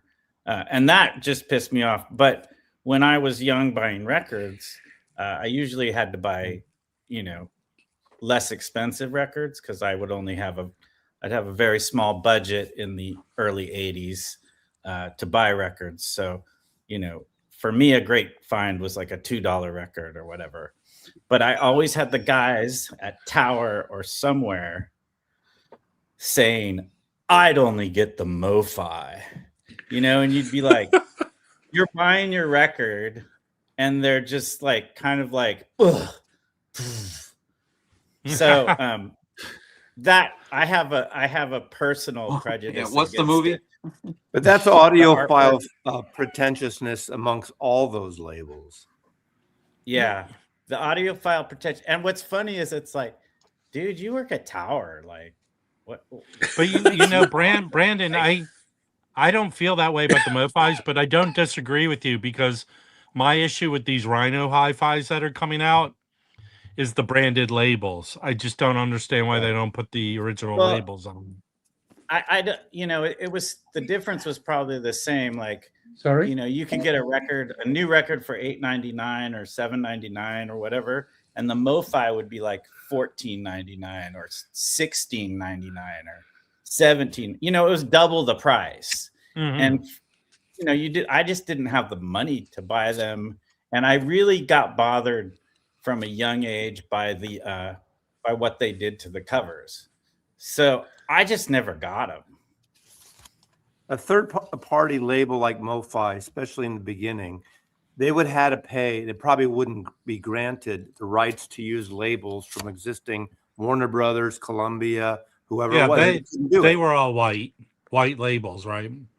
Well, they were the Mo-Fi. Yeah, I think they're mostly white, but they were their own brand. And there was a Sinatra box that was that like 86? Was it in the 80s when that came out? It was soon after the Beatles box and the Stones. Those definitely have white labels. Yeah. But you understand what I mean, Mazzy. It was that big, I get big people don't. Original. It was a branding thing. But in the day with retail, before mail order, nobody bought records in the mail, really, unless you're Columbia House. You just didn't order record. I never ordered a record through the mail except for Columbia House or BMG RCA. But so to stand out in a store that it doesn't look like another Little Feat record or a Beatle record, you needed that banner. I know whether you like it or not later, that's it. But that became this audiophile thing. And you needed it to stand out, to justify. But it was more like advertising more than anything else. But when you're looking slightly in the bin, pretentious advertising, I could see that. But let's say you're looking in the bin for the band or Little Feat, whatever the band is. Why do you keep talking about Little Feat? Well, Little Feat did. In Arizona, it was fall. I'm a fan of Little Feat. Hey, Mark, have you ever been subjected to Mazzy this before? This is my story. Oh, yeah. I lived it. That's how I feel about it. Okay. Wait. So, Brandon, I thought you were going to. I thought you just as good. Brandon, I thought you were going to show MoFi's. No, I don't have any. any. I thought you grabbed records to show. I'm sorry. I agree that MoFi, little by little, if they can get the license, is switching to 33s. And literally yesterday in my last auction, I finally sold off. I didn't realize I had Miles Smiles on 45, and MoFi put out a 33 super vinyl a year ago. And I had I was watching your video about the 45s that you like, and I saw that, and that was already, they're coming out in 33 now. Get them. It came out like a year or two ago. I don't know if I have no idea if it's available, but if I can get a 33, to me the difference is so slight, and unless you're A-Bing them at the same time, F the 45s from my point of view. Mazzy, I've hesitated. Hold on. I kind of F the 45. Hold on, Mazzy, did you get a copy of this? I did. Do you like it? I do like it, and I got last year's Neil Ardley that he did, and it's not music necessarily my wheelhouse. I'm like, first of all, as pretentious as prog can be, which it can be and frequently is, and I like some prog, and pretentious as some jazz can be. And putting it together, I actually kind of liked this kind of neoclassical fusion here, and it's a beautiful sounding record, and I liked it. In fact, I played it for Coffee Dave last week, and while we were sitting here, he immediately ordered it. That's fantastic to hear. Yeah, very cool. Although I wouldn't say it's fusion, it's no. We're saying it's almost more like minimalist music with jazz. I've never heard anything quite like his records. Nothing. Yeah, nothing. They're very interesting. Yeah, it's kind of a unique thing. I hadn't heard it before, so Dave, have you heard tell that any it of comes these from a classical mindset? Dave, have you heard just this one? And I would agree with Mazzy's assessment. So you've heard prog DNA. You think it's fusion? Well, I think it gets labeled that, but I don't think it's anything like any fusion I have. No. Brandon, think of fusion. Okay, aside from my first jazz record I ever bought was Bitches Brew in 1970, like the month it came out. I got rid of it. I didn't get it. I bought it 3 years later when I heard it in the store. But 2 years later in 72, Cherry with Tarantine and what's his name? Milt Jackson. Yeah, slick as hell. But when I bought my first component, they were playing that and I loved it. But I got the first two, Return to Forever, which are fusion, but they're Brazilian fusions before they did the real rock heavy shit later. This is with Flora and Ayrton. I fucking love that stuff. I kind of feel like that's fusion, but it's not rock fusion. I kind of feel like they didn't really hit fusion until after Flora Purim left. That's when that's rock fusion. That's fusion. And same with when I think of fusion, I think of electric guitars. Yeah, okay, that's fair. But that's jazz rock fusion. Fender Rhodes keyboards. Jeff Beck did that too. Yeah, exactly. Yeah. I think of electric guitars with saxophones or trumpets, and like a Fender Rhodes keyboard and maybe some Moog synth or something like that mixed in. That's when I think of fusion, I think of those instruments. I don't think of there. So I have a question. Because I got real jazz people here. Since I love these Neil Ardley records and always have loved them, where are some of the areas you would say to go investigate this kind of area? Would you have any particular ideas? 70s, right? I worked in record stores when those came out. David Axelrod. I never saw or heard Axelrod. Yeah, I never saw or heard those records in America. No, they were very much English records. I never heard of them when I was selling records. But you're not the first person who said to me David Axelrod. Yeah. Anything in particular? Also, there's one. I have to find it because I've forgotten the title, but his face is on the front. But I think his face is on the front of Meet the Beatles. Songs of Innocence. Well, Mark, you were talking about Ian Carr's group Nucleus. Yeah, I'm going to be checking them out seriously. You tell me. Yeah, I haven't looked into them too much, but I was wondering if I've just anybody. been streaming. I've Okay. just been streaming odd piece just to kind of get a sense of. But again, it would be. I think you'd have to try and find UK pressings.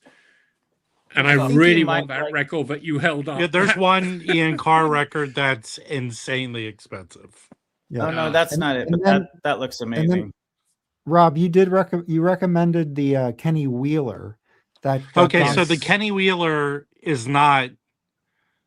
Kenny Wheeler's Canadian, first of all, but the album was produced in Europe. I don't know if it was UK, but I guess it was because of that Duckworth guy. But that's more. There's no fusion in there. It's more like into the Gil Evans Miles stuff. Well, that's where. Yeah, I was gonna say, Mark, you mentioned Gil Evans as well. Oh, there's the George Russell. Oh yeah, George Russell. That's right, Mark. You would like the 70s George Russell stuff. Oh, yeah. Okay, wait, Mark. Do you know who George Russell is? I know the name. So he's the guy who innovated jazz to include the Lydian mode. And okay. He wrote a book, a theory book on it, and then he started composing and playing, and then he started working with Bill Evans, and then Bill Evans started learning about this, and he brought this to the kind of blues session. Well, the thing is that anyone who listens to the Neil Ardley is going to be reminded of Kind of Blue, because it's that thing of getting away from the traditional diatonic scale, going into modes, Balinese, whatever you want to call it. Yeah. But there's a cool I was just going to say there's a cool George Russell on, I think it's RCA Jazz Workshop, and it's with like Art Farmer. Yeah, I have that. It's a very good straight ahead session. And Dave is just showing one amazing. Those are the Flying Dutch, the MPS and Flying Dutchman ones. Can you go back a bit, or just go through all of these, Dave? This one's pretty out there. Isn't that one with like a choir? Isn't that with the choir? Yeah, really big group with a choir. This is He wrote a lot of classical pieces. Yeah, George Russell. I love this one. I think it's that looks really good. Yeah. Yeah, and he has one love MPS with a synth with a Moog player, and it's a ballet suite.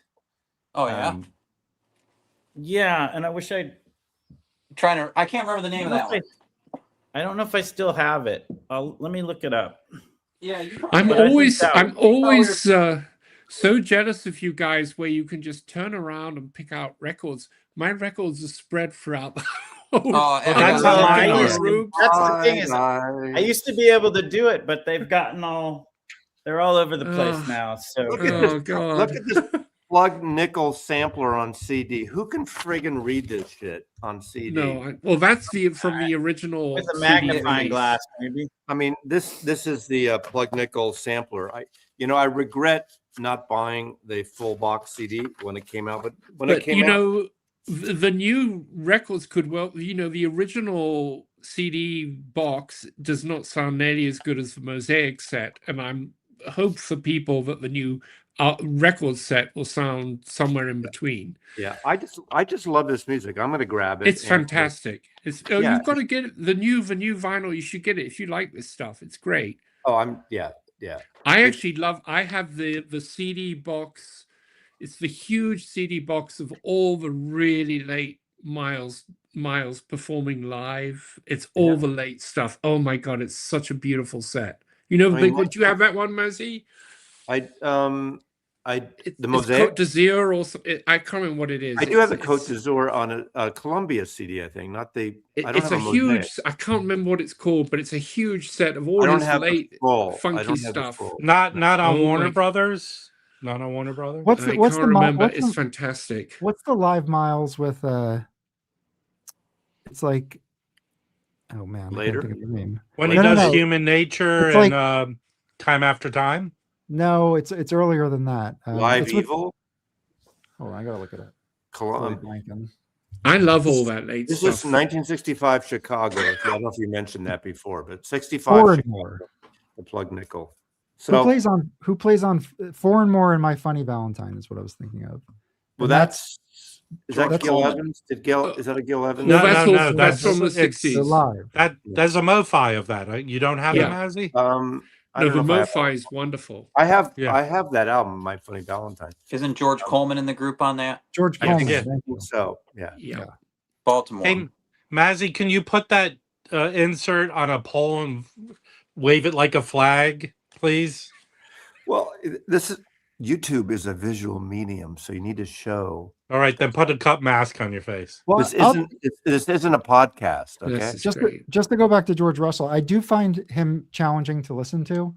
I've listened to that RCA I mentioned. I've also listened to the Aesthetics album on Riverside, as well as like a number of his records, and his compositions they're challenging for me to listen to. They're not particularly like easy. So I don't Well, I spend too much find time them- with them. Now, to my point with Mark, they're avant-garde jazz. Right. Yeah. So- you can't put them Well, on I in the was background. wondering- You got to pay attention.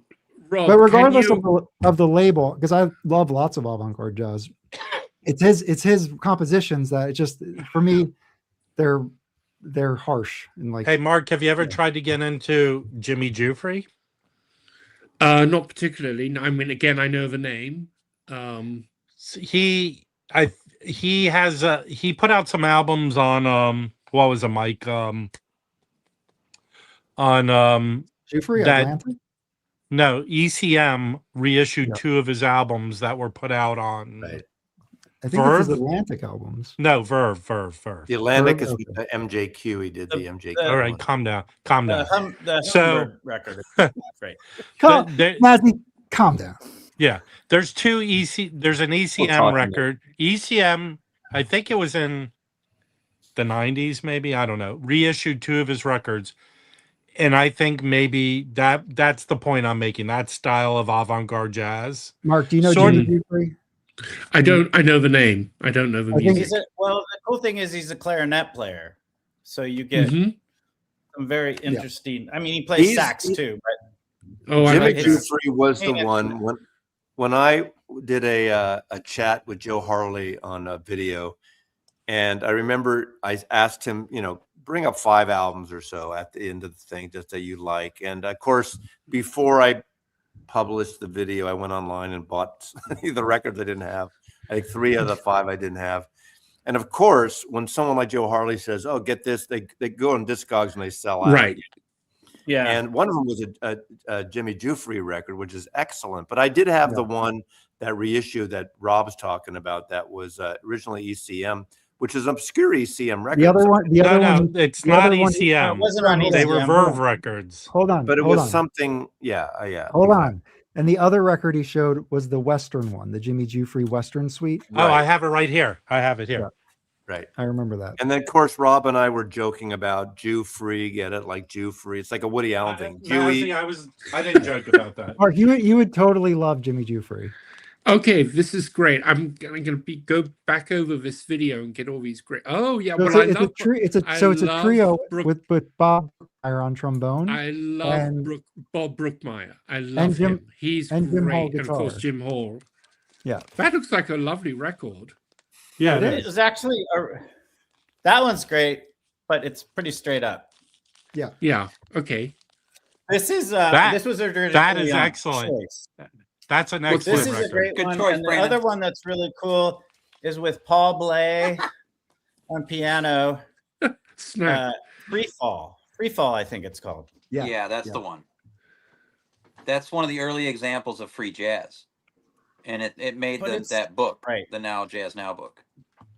But it's Yeah. not really. I mean, when we think of free, like Mhm. it's pretty tame Yeah, compared it's to just how really we think early. of free now. Yeah, It's Yeah, not it's just an free, early it's example. expensive. this one's And good then too. just speaking about Ooh. Jimmy Jufrey, I've dove into his early stuff, and I think he played with he played with, I Okay. think, Stan Here- Kenton. Here So we Jimmy go. Make me Giuffre- big.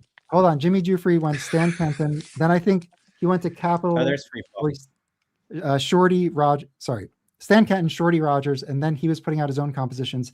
And he was always an odd composer from like the mid '50s on. That's a beautiful cover. So it's a love that double cover. album, but these were two of his Verve records. It's not Enja, is it? It's not Enja. Oh. Right? No. This is ECM, man. Calm Okay, down. that's what I said earlier, and you just told me I was wrong. No, so- I didn't. So he put Go out home, several records Bob. on Verve, Right. Oh, yeah, I've seen okay. that. I've seen that one. Yeah. and then here's another cap. He did some on Capitol, Nice. Yeah, that's Yeah. the early stuff. but so there's a book that just came out. I have it over here about the 100 free jazz records. Yeah. This record he put out before he went to Verve with the same band, the same trio. Mm. And this, I was with Mazzy actually at Easy Street. They had $5 bins outside the store on the street. This was in there. This is like a $50 record now. Yeah, because if it's not a grunge record, Seattle doesn't get it. Yeah. So this is in that 100 free jazz records, but it's avant-garde. It's not Right. face melting Yeah. music. Well, And it's, what it's And considered it's to actually- Steve Swallow, right? Steve Swallow and Paul Bley. Is that right? Yeah. So this is the same band as this. Oh, cool. It's the same as the two Verve records that ECM reissued. I think what it is So- with Free Fall, there's some passages where he's soloing that's considered some of the first free Yeah. improvised soloing. Yeah. So Yeah, it's I very say, Mark, controlled. if you can find this, it goes That in and looks out of wonderful. print. Yeah. This is crazy good. Well, I'm going to That's the stream one some I of this need. stuff and then keep a lookout. So check this album out. Hold on, guys. Check this album Oh, out. So Brandon this is talked great. about the full frame Hold- negative. hold on, that Mazzy. Hold printed Mazzy, on cover. Mazzy. Hold on. So this Shorty Rogers and his Giants, 1952 on Capitol, right? Ooh. So old Mhm. 10-inch Beautiful. old 10-inch record, but check out the band on this. So this is called Modern Sounds, 1952. That's such a cool cover. So you have Art Oh, look Pepper. at this. Check this out: Art Pepper alto, Wow. Shelly Mann drums, John Grass French horn, Hampton Hawes piano, Jimmy Giuffre tenor sax, Shorty Rogers trumpet, and then Tuba. Englund That's great. tuba. But I'm I mean, out. this is 52. This is No tuba. recorded in 51. Do you Yeah, have this- this, Mike? Do you have this I, record? I don't have it, and it's a fun session. You know, sure. Check out the composers on this. So I just they give Jimmy love this Giuffre. cover. They do. Oh shit! Sorry. They do Four Mothers by Jimmy Giuffre, which I think is a play on Four Brothers. And then they do some Shorty Rogers stuff. The thing is, the Shorty Rogers compositions are real zany, and it's not really my style. But the playing is great, and it's a fine record. But like that's the reason why I didn't get it. Just the sound of it's a little like zany for me, for lack of a better descriptor. I forgot to send this to you, Mike. I'll keep it in the because I found it in the dollar bin at Safari. But this is a German pressing of this record, and there's Jimmy snap. Giuffre playing. He's playing saxophone on this. Nice. Wow. Is Frankie Avalon on that? Are they on the beach? Mazzy, That is can you a pretty take your, good picture. your nightly pill, please, right now? That What is a a pretty good cover. picture. That's a good picture. That is, what is that like? Yeah. What year is that? Again? 57. Oh my 57. God, look at that. Yeah. Can I? This I is a just want to. good history Yeah, that, go ahead. This one. Oh, yeah. This is a European press. So that album is part of that Ooh. ECM reissue. Okay. Oh, Yes. really? Yes. So the ECM is a reissue. ECM No. is a reissue of two of his Verve records. That Yeah. one, and the other one I showed. I think no, It's the But one with or the is black it- cover. It's Yeah. the one with the black cover. There's like it, because it's called 1961, the year they did Ah. both those records. Now, That's do they interesting that they did replay that. them, or is it just? No, it's straight reissues of the records. It's just ECM got the reissues. rights. Okay. Well, then I guess I don't need it No, because no, I was no. all excited that they did an ECM like 72. Well, okay. record. Here, actually, I do have a record you should get, Brandon. To that point, this record came out for Record Store Day 5 or 6 years ago. So this Oh, yeah. This is live recordings of that year too, 1961. Yeah, I have. So it's I the actually same have bin. that. That Yeah. was the only thing I picked up, I think, that year. I missed Then that there's altogether. Yeah. So Wow. I wanted to connect back very quickly to something that Mike, that EMI record you showed that I said, oh God, I've been wanting to get that forever. Remember the one you showed? It was like 13. It was a Capital. It was an EMI. I think it was you who showed it. Yeah, you just went over and grabbed it and came back. It was like an hour ago. Yeah. When we were talking about Capitol Records. Yeah. And you were showing all the Frank Sinatra. Because I want to just tell you something about this. Okay, yeah. Yeah. So because you were talking about Capitol and the sound and all of that. So this is a best of, and I desperately want to get this record. But the thing is, around this time, EMI was doing all these incredible easy listening type records with synthesizers, etc. And the thing is, the sound on them is amazing. And Brandon, I mean, I don't know if you go into this stuff, but this period where they're doing these amazing synthesizer sort of blends of synthesizers, bands, etc. And EMI did a whole bunch of these, and it's the same label that this record that Mike was showing. Do you know, like Studio 2? I think it was called Studio 2. Do you know what I'm talking about at all? They're really, really fun if you're into this stuff. I haven't seen them. It sounds myself. It sounds familiar, but I'd have to see it. Sometimes it's remember the name. Visual for me, Keating, but I don't have it. John Keating, The Space Experience. Yeah, here we go. And if you look up, there's 2 John Keating records, and he would do arrangements. One is called Space Experience.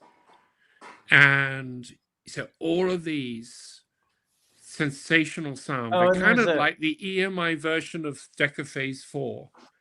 Uh-oh. Oh, man. All right. Well, oh, well. Oh, my God. If you're into EMI.porn. If you're into synthesizers, try and find those. The John Keating Space Experience and John Keating Space Experience 2. So good. But that particular record, Mike, you've got, where did you find that? Did you get it mail order? It. I think I imported it from Paris. Yeah. So, does it sound great? It sounds fantastic. And the albums, I went and I created a cheat sheet with all the albums, and they're all, I think all but one are, way too expensive for me and very, very rare if they come up. But the thing is, I used to have a record store I had a record store in Guildford, Surrey, which is about an hour out of London. And he had all this stuff for like £1 or £2. Brandon, this actually has a track from the Mike Taylor Trio on it. Abina is the track. Oh, that's amazing. Yeah. So, anyway, this is a great record. Very cool. And I think you could probably get this for like $50 right now, maybe cheaper. If you have to import it, obviously that's going to cost some $50 for a record. God damn. In my day, they were $4, $4.99. Hey, Mike, back to Jufrey a little bit. Sure. I pulled. Hey, you get them free. You get them free, man. But I love that. I love that record that Brandon showed, on the Choice label. But this one's good too. There's also on Choice. That looks great. River Chant. I love Choice. Yeah, so it's similar. I don't know that one. It's Who's really the band? Good. This one's Jufrey's playing tenor and clarinet, flute, and bass flute. Kiyoshi Tokunaga on bass, and Randy Kay is on percussion on this one. Has it got an ethnomusicology kind of influence? Is it ethnic music influence at all? Yeah, because there's songs like Tibetan Sun and things like that. Oh, wonderful! It's good. It's similar to the. Oh, I would be very interested to hear that one. But this one's hold interesting. Hold on. Yeah. Before we move on from Choice, I just wanted to share this. This is a Lenny Popkin with Eddie Gomez and Peter Scataturetico. And it's Free Fall, and Popkin was a student of a later Tristano student, and they do a bunch of his standards and some other stuff. But it's pretty great Avant style record on Choice as well. Oh, it's on the same label. Okay. Yeah. Yeah. This is Choice. I've never seen that one. This has It's been fantastic. this was reissued like a year or two ago. Oh, that's hold right. on. They did do those. Yeah, Brandon- they yeah, reissued Brandon this a year or two showed ago. that. Yeah. Excellent record. Yeah, I I think think that's Mark, a you would really- probably like Oh, it. that looks wonderful too. Yeah, it's I'm very assuming good. I can That's a really stream a good lot of record. these. That is. You could. I Mark, you'd have to double check. You probably can. don't but- think that It'll be on you can get YouTube. that Easy. reissue pretty easily for not too much, probably No. used. It's like And the 25, 30 original's bucks. only the original's only 35 to 40 bucks. No, too, no, no. so- It's gone up, Brandon. Really? Yeah. Okay, well, I'm always behind on prices. That looks. Yeah. That looks. I got mine as That- VCLT from Cole. I bought the reissue and I found this person. I bought that at a place they didn't know what it was, so I Nice. got it cheap. Brandon, I aspire to be behind on prices. Well, So I've gotten more, so Mike. far behind Yeah, on yeah. prices that I Dave? stopped buying because Yeah. I'm just You gonna guys stay will like this behind one. on prices. Oh, sorry. So can we find out what Scaglieri's favorite jazz records were?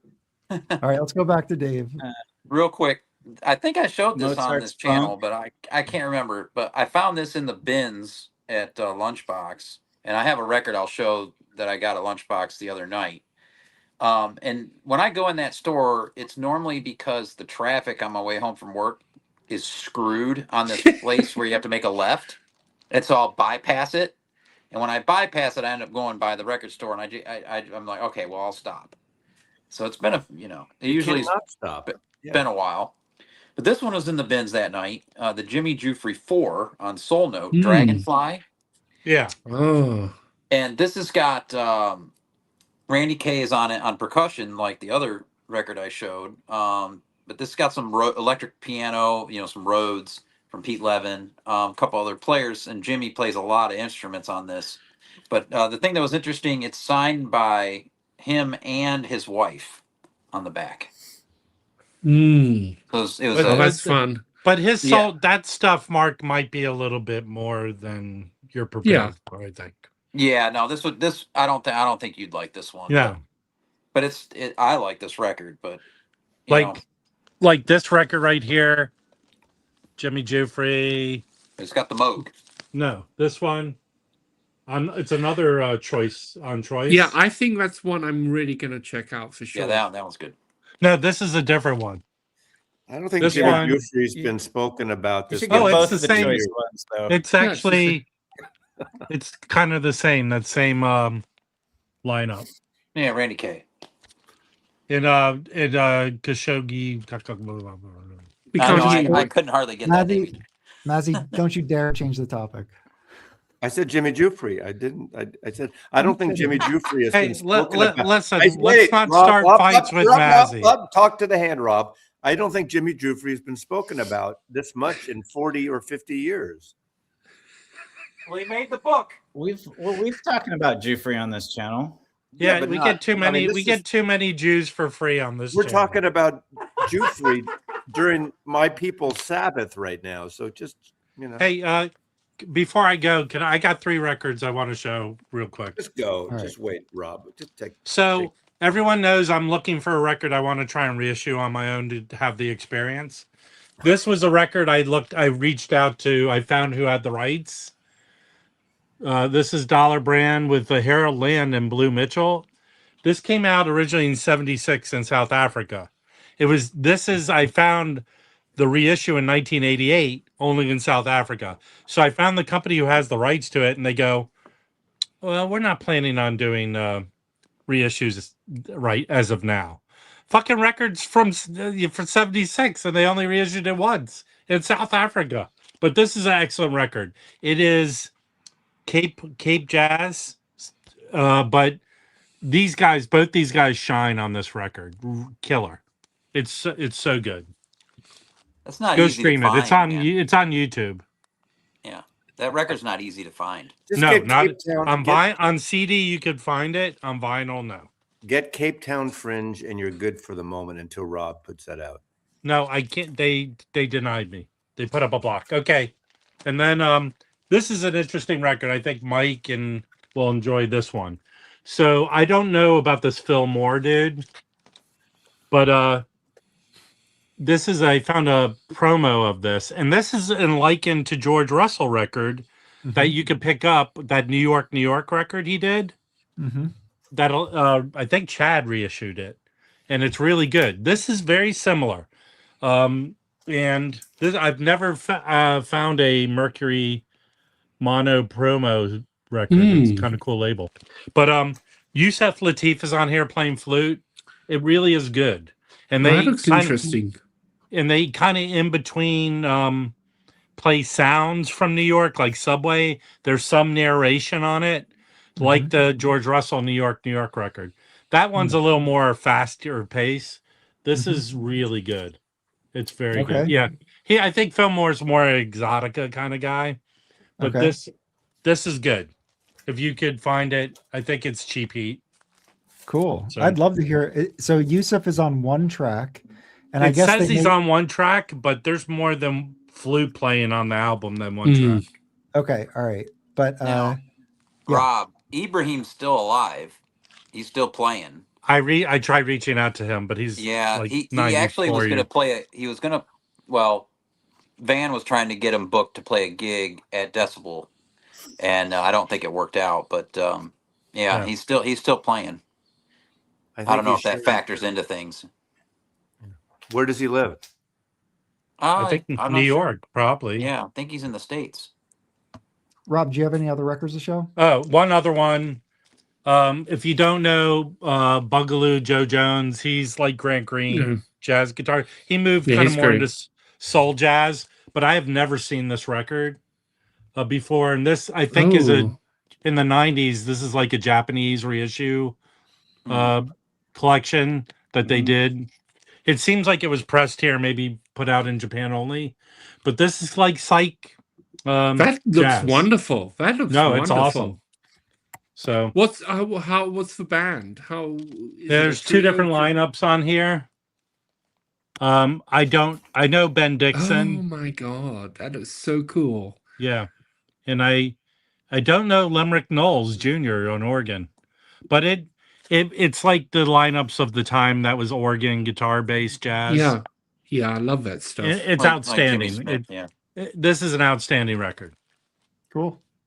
So that's it's a Japanese. It was put out I believe this collection, like Mike discovered there's a wave jazz is sort of like the OJCs that was put out in a record store in Japan. I believe in the 90s that there was a bunch of records from Prestige that were Japanese only pressing or put out. Get ready for Mazzy. Thank you, Mike. I just want to do a shout out to Fred at Sam Records because when they first put this version out, not the expensive version, I ordered it and it got lost somewhere in the world. And I'm very patient. I finally, literally a week ago, wrote him. I said, I know you sent me the tracking and it's lost. Can you track it on your end? Because tracking, it's all in French, and by the time you do the translation. And he said, I'll just send you another one. He sent me another one via FedEx. Wow. There's a little bit of a kerfuffle with FedEx Customs, and I sent him the email, and he literally within like half a day, I guess they had it locally here, but custom, and they delivered it. So you may know this album. It's a live album, not the perfect sonic, but a really cool record, a little out there. But I love this Mondrian cover. Yeah, that's great. To support Sam Records anyway, but talk about they're a fabulous. Yeah, and talk about label. Service and one-man operation, and he had a heart attack last year and all the shit he went through. Well, that record, is it Versace Distel and I can't remember. Yes. That's one of my favorite records. Yeah. I love that. And I want to show this because Rob, I'm sure if he didn't show it tonight, he showed it because both Rob and I are on the griff here on the thing. This is coming out in the next few weeks. Ooh. From Kraft. This is excellent. Ooh. You got Coltrane on it, but this is one friggin' great record. I don't know that one at all. That looks wonderful. I had an old OJC from the 80s on it, and You know, whatever you say, these versions that they're putting out now sound better than the older versions, and they're great. No, Well, the new OJCs. I have They're to. 33. They're not this friggin' 45, and I love this record. I've been playing it. I played it. I love that record too. It's great. I have an old mono. Coltrane and Donald Byrd. So we got. Is that a mono pressing? Two birds and a feather. Actually, it's a good question. I have a question for the panel. For those who who have kind of the vintage pressings, the Prestige Blue Tridents with the RVG metalwork. What are your opinions on those? Just curious if anybody has a firm opinion, or if it is just kind of, What does it look like? Can you in any way call that one up? I have them. I'll grab one. I think some of them sound really good and some of them don't. I think that's my experience. Sometimes they sound great and sometimes they don't. Sorry. Well, here's the deal. Here's what I might think. Oh, I've never seen one of these in the wild. Some are done by RVG. Some are not done by RVG. Wasn't the Don Scanlon ones not RVG? Well, just specifically the RVG one. I kind of feel like even some of the RVG ones aren't fantastic. I think if you get a bad pressing, you get a bad pressing though. But generally they're good. And I think, but I have a Blue Trident of Eastern Sounds by Yusef Lateef that sounds fantastic. That's a stereo, and I also have a original mono, and the stereo sounds really good. So, I have the Sonny Rollins Work Time on a Blue Trident, and it sounds fantastic.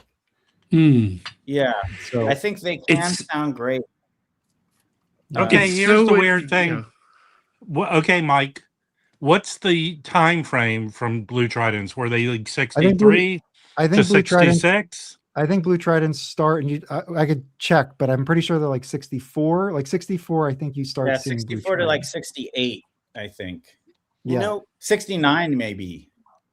69, and then, I think the label does change. Is that when the green label starts? And 69. The stereo purple label, there's a stereo purple label that still uses the Van Gelder stuff. Anyway. I think I have there's a 70s purple label. Well, the reason why I ask is because I saw a Soul Junction Blue Trident, and they usually don't have glossy jackets, but they're still, they're fine jackets. And then they sound pretty good, a lot of them. And you usually can get them for way less than the first pressings, for sure. I would never say don't buy the Tridents. I have plenty of great ones. As much as I love the reissues of Tone Poets and all those with the gatefolds, you start looking at what Chad did with the Prestige, and he did reissues in the last few years of his Prestiges from 15 years ago, and he did all his Prestiges again, and now he's doing them yet again, which is great. I think they should be in print. So all these people that bitch, why do they repress the same shit? Not everyone has those records or bought exactly. But Kraft is doing no gatefolds, no extra gatefolds. I understand with Tone Poets, extra photographs. You could do an insert for the photographs. But this, to me, is the best bang. Kraft the Bluesville they do. They're fantastic. But even Chad's versions are good. But this double 45, this extra packaging, all that fucking bullshit of you. Okay, well, hold on. I will defend. The Tone Poets aren't double 45. No, I like the Tone Poets. I'm a fan of Tone Poets. I was gonna say the Tone Poet gatefold. I'm cool with that. I realize I like it. You don't, but it's not necessary. Yeah, I'm good with that. I am good with them too, and I love everything Joe Harley's done with Music Matters. Great to have I love the gatefold. Okay. It's one of the reasons. Well, they're the same price as these, so they're right in there, which is good. So I like. But these the new OJCs sound really great. They really sound fantastic. And the Bluesville do too, and Chad's versions of these do. Yep.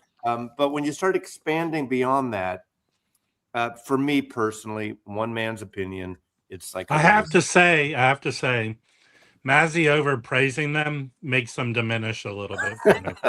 Well, what do people think about the Blue Note Classic Series Simple Direct to Board jacket? I wish they could up the packaging a little bit personally, but they're good. They're great. It's fine if you're on a budget. It's a great way to get them. Yeah. If they But I would pay just the other the extra covers better, $5. I would pay the same as the Tone Poet price. Yeah. I would have no problem paying. They could up at $3 or $38. $4. They could up at $3 or $4, and they do it on these. I mean, But technically, the Tone Poets are pressed at RTI in the U.S. The classics are in Germany. okay. So this is my segue. Gloss. This is my segue back to the classic series. So this was an announcement November 24. I completely missed this. And I just wanted to quickly go through them. We started and we got through January. So January of Blakey, Free for All, and Joe Henderson, Our Thing. Then we move on to February, where you're going to get volume 2 of Thelonious Monk, Genius of Modern Music, as well as the J.J. Johnson.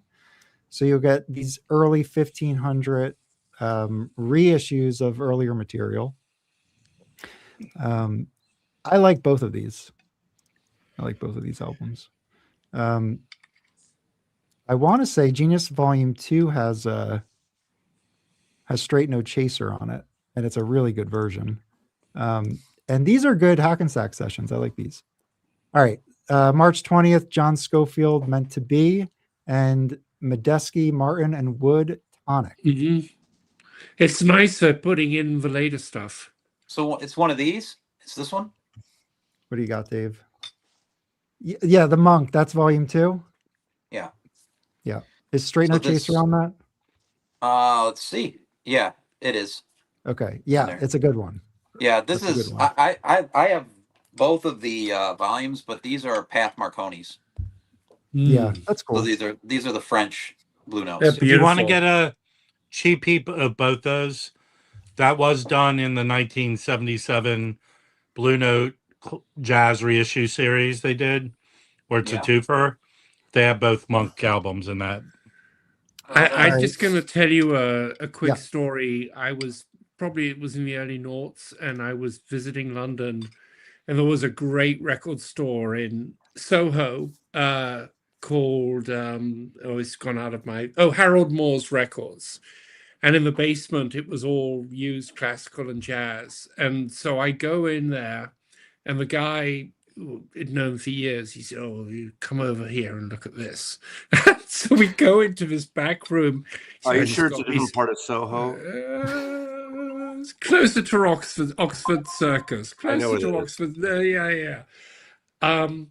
And it was unbelievable. He had a complete run of the original European pressings of all the Miles Davis Prestige, either sealed or in immaculate condition. Nice. Oh, and they were immaculate. And if I'd had were they the Prestige or the Esquires? Because they were reissued in the UK under Esquire. They were whatever. They looked. They are beautiful. Were they Swedish metronome? Whatever it was, if I'd had a couple of $1,000 on me, I would have bought them all. They were just, some of the artwork seemed like it was different, but the quality of the sleeves, the records were immaculate. Now, I can't speak to whether the pressings themselves would have been superior to the American, but it's a weird thing, isn't it? Because sometimes, the country of origin rule doesn't always apply, especially with older records. I've got a lot of UK pressings of American stuff which sound really, really good. But they were he was asking £200 a pop. Oh, you said they were European pressings though, right? Yeah. So they were probably the Swedish metronome. Well, they probably were the Esquires. They were if they're in the UK. Yeah. And those but are they were original. They were from the 50s, Yeah. That was a Parlophone Booker Irvin, the book Cooks. And it sounded better, even though this is a safety tape. The English pressings were all given a safety tape, which is just a direct tape from the master. Right. To do it. That record, to me, sounded much better. The Esquire pressing sounded better than the original Parlophone. Well, here's an interesting thing. Greg, Flowering Spikes, who we have on this channel, and he's got this wonderful record store, which I urge anyone in the area to go and check out. But he's been getting in European RCA living stereos and some other stuff. But the European pressings, German pressings of stuff you'd only normally do the American press, and he thinks they sound better. He had a German Columbia Giolini, but he said sounded just fine, and with a fraction of the price. I'm very happy to get, as long as it sounds really good as, or maybe something's better, I'm happy to get the cheaper, non-domestic copy just to have the good record. Greg sent me a few records, and that's your fault. Which ones did you get, Dave? Got this one. Oh, right, okay. Our friend Jacob. He's got a nice jazz selection in there. Yeah, he sent me this one, and then he sent me Michael Muller's record. Oh, and he also sent me a crazy Avant classical record. Yeah, I remember now. It's a great store. You can watch the video on my channel. And plug. What's nice about some of the European pressings is that they have this like slick. The jacket is like a thin European slick, and they redesigned them, and they were very modern. They were like modern designers, and some of the designs are fantastic. I couldn't tell you the names of them, but there's some great stuff. I pretty much like all of them. I have the Philadelphians. Oh yeah, on United Artists. Who's the main? Benny Golson. Benny Golson's the Philadelphians. Yeah, I got it because I found an OG cover. I thought the cover, the European one, the Esquire, was so much cooler. And much cheaper, but. Yeah, but they're like paper thin covers. They fall apart easy. They are paper thin covers. So you often you get like one of those hard sleeves and put it in the back.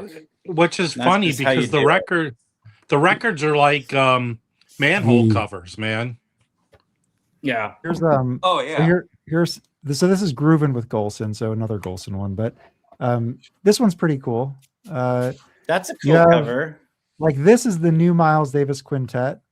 I love that. Freaking killer. Oh, that's so beautiful. Looks like Edward Gorey.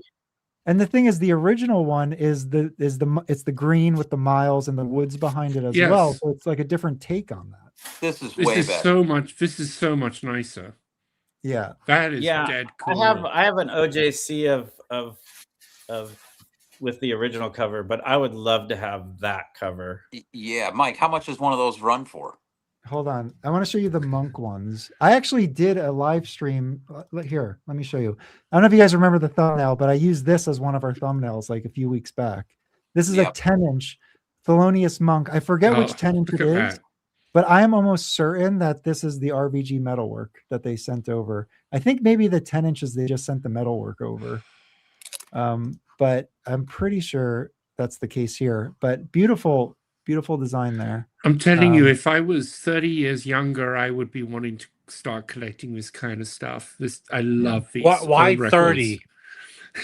But there's also I know they did the Coltrane mono box with the French covers, but there are French covers. Which I love. I love having the French covers.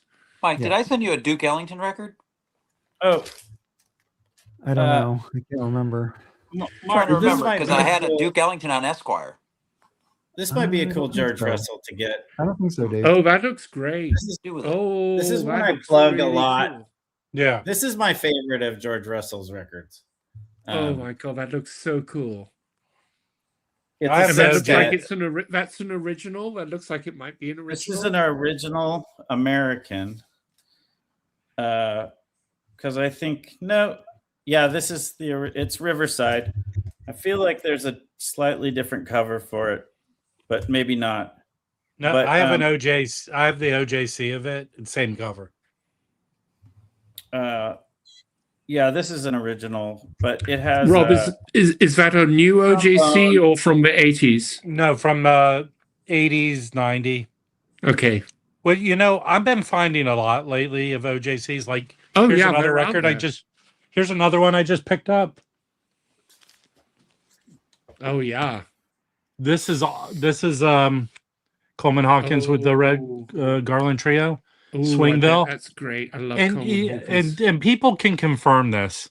The guy who did a lot of the later OJCs and later 80s into 90 was Phil Delancey. Yeah, that's right. There's a he did a correspondence with someone, and it's on the Hoffman forums. Yeah, where he says, I think he alludes that it's analog, but the story, it was between him, was it George Paras?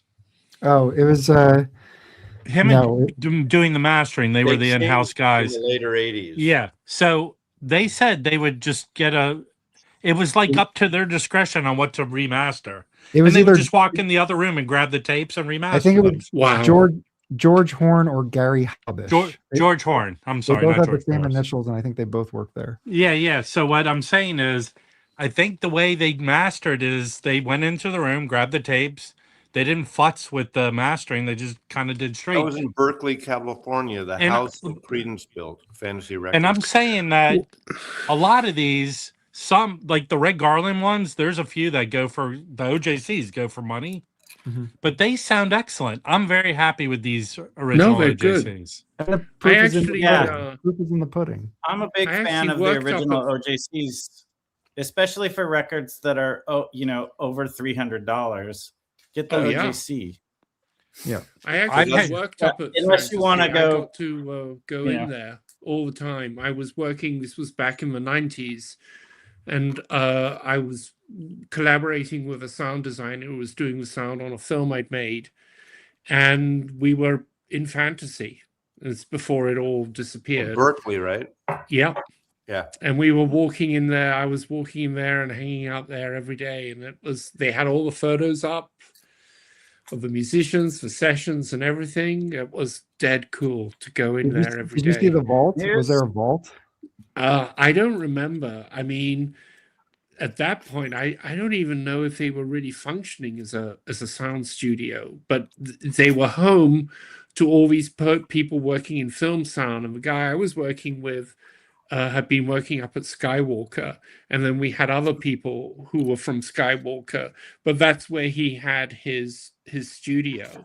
Can you guys remind me if like when OJC was reissuing in the 80s, did they like just release a ton of titles at once, or was it like how they do now where it's like 2 titles a month? Like what was, because it seems like the OJCs, they really just, I mean, there's a ton of different titles. Like it is a huge body of work. I think it just kept on doing them. Yeah, they didn't do it like a planned reissue catalog. We used to get them in stock. It was a budget label. I mean, they were about $2 less than normal retail records at the time, and that's why they had that $5.98, $6.98 Obi. Yeah, and there you go. They had stacks of those free at Tower Records. Those catalogs. Yeah. Well, in fact, I got like 10 of them from Dizzy when I did the Dizzy show. I gave Rob one, I think. Right, you gave me a couple of them. I remember going into Tower and they were there. Because I have some cool lenders from Donald. But before I show those, here's 2 of my favorite OJCs that are both really expensive. If you try to get the original. Yeah. Well, I have an original for Lady. That's a pricey record, man. How much is that worth? I think Mike. So if we're on a thread together, and Mike's favorite thing to do is to send us like eBay links. Some dude was trying to get $2,500 for that record, right? Yeah, Mike had me said something to Mike Ingroove, which I did, and the response I got from Mike was, "I've never seen that before," and that was it. So I didn't pursue it. Yeah, there's a very rare Blue Note. You guys want to see it? I could pull it out. I've never seen it before. Yeah, come on. Let's see if it's still available. Hold on, Brandon needs to show his Donald records. Okay, let's see. I gotta find this. Oh, I'm sorry. I feel like you're pimp, Mike. Okay. Go ahead, Brandon. Well, I did pick up a couple things myself. Yeah, that's good. That's a good one. Original. It's great, and the covers. I got a good deal because if you see the bottom, the covers not perfect, but the vinyl was perfect. So did he only? All good. I think I have both his mainstream records. I think he only did 2, right? That group 2 or 3. 2 or 3. It was a really small amount. That was just reissued by that This French was reissued. company. Yeah, we want sound. But yeah, but even though it's a kind of a weird colored live photograph, this looks much better than the reissue cover. Okay, so I grabbed a couple other things, but I'm just going to show these because they're really good. The stuff I was lent. Well, they're not all really good. I don't know how I feel about this one. Okay, I like it. I like that one. That's an original. Right. I have a OJC of that. Looks like the Dave Clark 5. Yeah, this is an original. The good thing is Ray Draper's only on a couple tracks, but I don't feel the tuba. This is cool. Oh, very nice.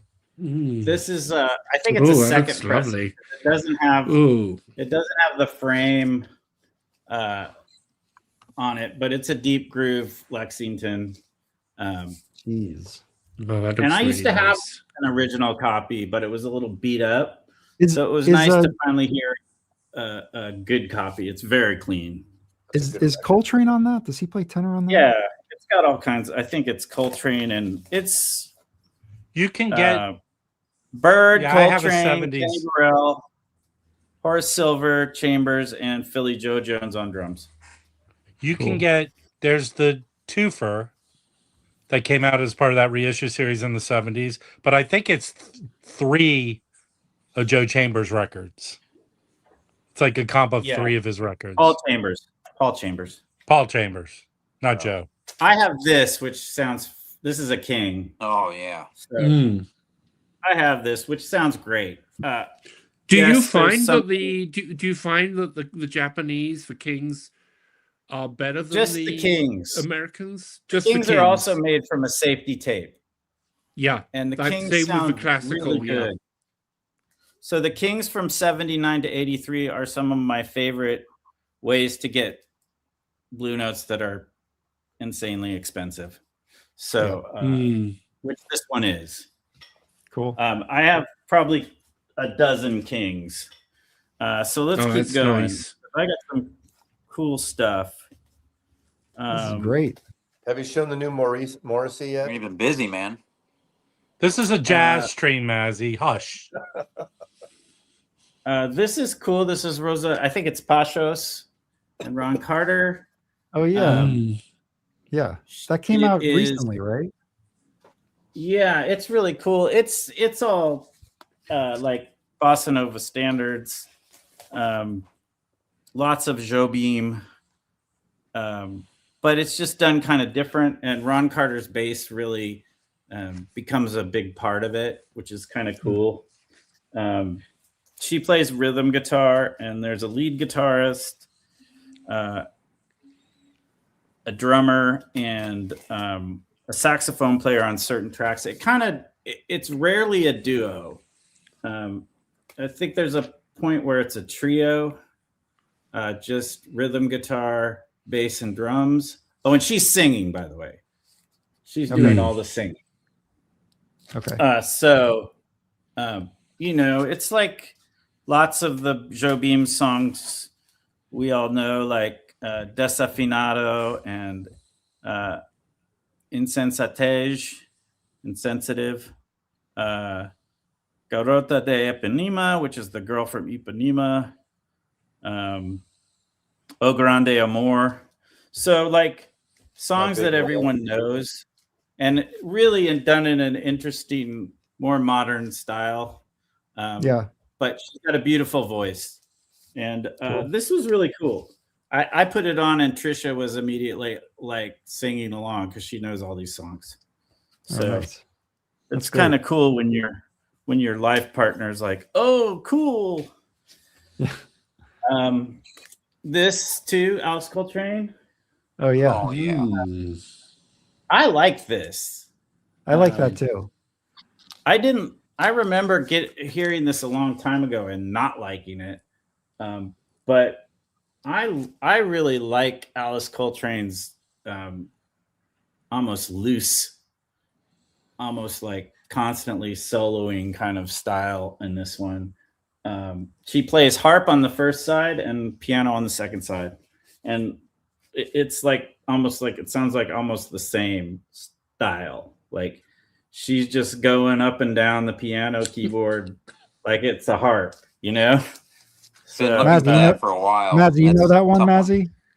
I don't know that one. I know Rob showed one that I actually like. It only came out like about a decade ago from a cassette at an ashram. Oh yeah, yeah. I Anyway, like that. I forgot I've about. sort of become like. At first, I only liked a couple Alice Coltrane albums, and now I kind of like everything she does. Oh, so I've definitely changed my view on it. I was just listening to you got to get acclimated to Universal Consciousness. That was pretty hard. Yeah. That was pretty hard. Oh, I like that one. Yeah. Okay. I think they're all great. We used to listen I to like that. that one. Actually, that might be my favorite. Really? It's good music on Mount Tam in a hot tub taking peyote in Mill Valley. All right. What else? What else you got for Not that I've done that, but I've thought about it. I'm just taking that vision out of my head. This is really cool. This is a George Cable's trio. I'm trying to remember who else is in it. Shit, I think I might. The whole series is great, man. I think this is early '80s, if I remember. This is on Trio. It's really cool. It's like the Why Not label or something. Yeah, Tim Trio Jazz, TJM, Trio Jazz Mania, AM. Damn it. I don't want to. Donald has them like stuck in these things, and I don't want to take out the Obi. So, oh, that's all right. We're just gonna have to say it's a killer trio. Okay, that's cool. I'll check that out. Yeah, I think if you like George Cables, you'll like it. So I love piano trio. And then here's the two coolest ones. This one I can't stop listening to is this Nathan Davis. Oh, gee, I would punch Donald in the face and take that record. Yeah, this record's kind of becoming and I have a decent amount of Nathan Davis, and we were talking about Sam Records. That's like a $300 or $400 record. Oh, I knew when I saw it that I wasn't going to be able to buy it, so it's nice to listen to. Yeah, that's cool. It's really good. In fact, I was listening. It's on Segway, which was his label. Yeah. And I kind of was listening to it with Makatuka. Am I saying that right? No, it hasn't. So here's the story with that record and the other one. What is it called? Mono, whatever. The recording studio in Pittsburgh where he recorded those went out of business. Some dude went in there and there were 2 boxes sealed of these records, and he slowly would sell them on eBay.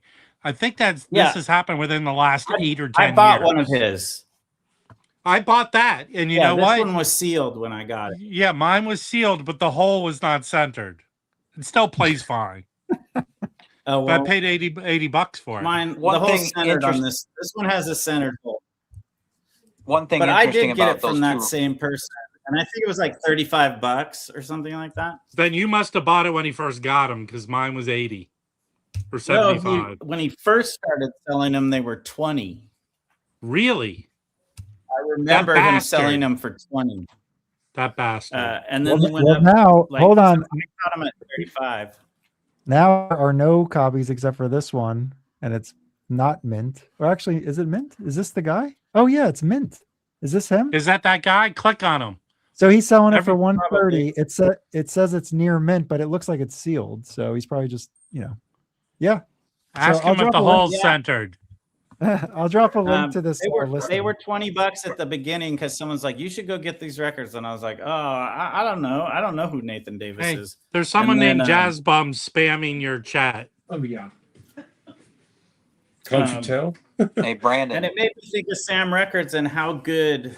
This is probably my second favorite. Right. If you're going to spend money on a Nathan Davis record, that's the one to get. Definitely. It's 3 LPs. Yeah. Right? Yeah. Awesome. I picked this up used for 75. So yeah. Oh, yeah, that's really nice. He went to college. His friends with Will Chamberlain. I knew that story. This is the other Sam Records. Yeah. Oh gosh. This one's fantastic. Mark, you really should not wish you're 30 years younger and get into jazz. Okay. Oh no, I'm into jazz, but it's like classical. It's huge, and now I look at my records and I think I really need to sell half of them because am I ever going to listen to them? Yeah, I think I'm going to look for the CD of this. It's just so good because I can't afford to drop 300 on anything. But I've been curious about those Nathan Davis records on Sam. Mark, you really get that live album. Of course, the great thing about Sam is he puts sound samples on the website so you can listen. I know. That live album is stellar. Both of these are from the original master tapes. Yeah. Oh yeah. I mean, he does the whole thing the right way. I don't know what your setup is. I would have to imagine it's very good, Mark. Yeah, it's pretty good. That Nathan Davis live record, mm-hmm. If you put it on, it's like he's in your room playing for you. Wonderful. And this isn't that expensive. I think the original is quite expensive. Yeah. Yeah. Oh, I mean, all of these originals, forget it. Yeah. 4 figures. 4 figures. There you go. But okay, here's the live my album. Figures. Yeah. This record blew my mind, and it's not even really where I'm at, but it was kind of the same thing with that that Blue Note 10-inch I picked up. But this is it's Thomas Jasper Quartet, so it's Renee Thomas, Bobby Jasper. This thing is phenomenal. Is that a Donald record? Yes. Okay. So this is an original. I am thinking Japanese reissue is where I'm headed with this for myself. Who else plays on really that? Good. It's just Renee Thomas, Bobby Jasper, and let's see if I can put my glasses here. You know, our mutual friend Michael Muller, I mean, he was just touring in Japan. And so he was going off in all of these little Japanese record shops. That's like amazing. I mean, if you see some of the YouTube videos of these stores, wow. Yeah, like disc Union. So I believe it's they're just everywhere. They're everywhere. Italian session. So you've got Amadeo Tomasi on piano, Maurizio Majorana on bass, and Francesco Lebianco on drums. Oh man, I love those guys. I feel like I've walked into a Fellini or Antonioni movie. Is Stanley Tucci on it? Yeah, Stanley Tucci's on it too. Hey, you know what they say about those three? They're one spicy meatballs. Yeah, I found it on, yeah. I'll drop a link to it if anybody wants to. Mamma Mia! Like, looks like there's a YouTube video of it. But yeah. Brandon. What? Back to the Nathan Davis's. When I run into those two records, I always see promo copies. Oddly enough, so I don't know if a box of you know why? promos Because got out, too. no one bought them, and that's the only way people got them. Yeah, there you go. That must be it. Because Was I this- have the Because he's This like a one small too? label. yeah Or just the Segway ones? the yeah. Was that a the Sam? Segway label, the ones. Pittsburgh label. That's a Sam one. That's a Sam. Yeah, I'm Yeah. talking about the two. Yeah, but this is originally a reissue Barkley? of What was this it on? actual record. Yeah, that was a Um, French original. Barkley. Yeah. Société Française de Production. Yeah, Foot. Well, I'll have 3 of those. That's- that record's a true. If you want to throw the Grail word around, that's an original of that is a pure Grail. Brendan, Yeah. Brendan, but this do you- sounds fantastic. So just get this. Speaking of Grail, I did want to show that Blue Note, that rare Blue Note. Brendan, Okay. do you have more to show? No, I did get I didn't do all my searching, but I got the Yes or no question, Brendan. I found a bass on top tone poet for $20 that was unopened. Oh, sweet. Nice. And I have an original mono, but it was really cool to have a stereo and the extra photographs and all the stuff of the tone poet. And I have to say, I am just constantly impressed by Kevin Gray. It's just kind of like He's just phenomenal, you know. yeah, he's. I've And the just mono got the has- Coltrane box. I just got the Coltrane box, and it's waiting for me to dive into it. I can't Well, wait. Well, seems ridiculous to me. How many records do you have that you have not listened to? a lot. What is the first Atlantic Coltrane? Did he didn't start with Giant Steps, did he? The Giant Steps was recorded in I think released in 60. That might be the first one. It might be. Yeah. I don't know. I've that or got my the old box. thing? And I'd have to. Yeah. is it my favorite things? Maybe. Look, how maybe. long he only record? How long did he record for Atlantic? Not that long. He did No, not Olay, Coltrane Olay. I'll look it up. My favorite things, blues and blues and Plays the did blues. Bag- jazz, He and then did. he He did, did the Giant- one with Bags Giant Train. Steps. He did Don Cherry. It's about 8 or 9. You were of right, them, I Mike. It's think. Giant Steps. It is? Okay. Mhm. All right, guys. So I'm going to show a rare Blue Note that came up for sale. The guy who listed it on Discogs, it is his pictures, because I guess there wasn't a listing. I'm just assuming all this. I just came across it, and this is what it appears to be. So what somebody listed was the 1967 Portrait of Jazz Salesman's Demonstration Record, August Oh my God. 1969 releases. And before I get into the pictures, I just want to go to the comments. Here it says vinyl looks excellent, very clean and close to near mint. A hint of background noise here and there, but nothing major. Labels look crisp and clean. Book and cover almost VG plus, but a couple of binding rings on the spine have broken off. See photos. This is my copy on the release page, and there is a small stain on the bottom right area. See photos. This is ultra rare, and I doubt. And this is just him projecting this.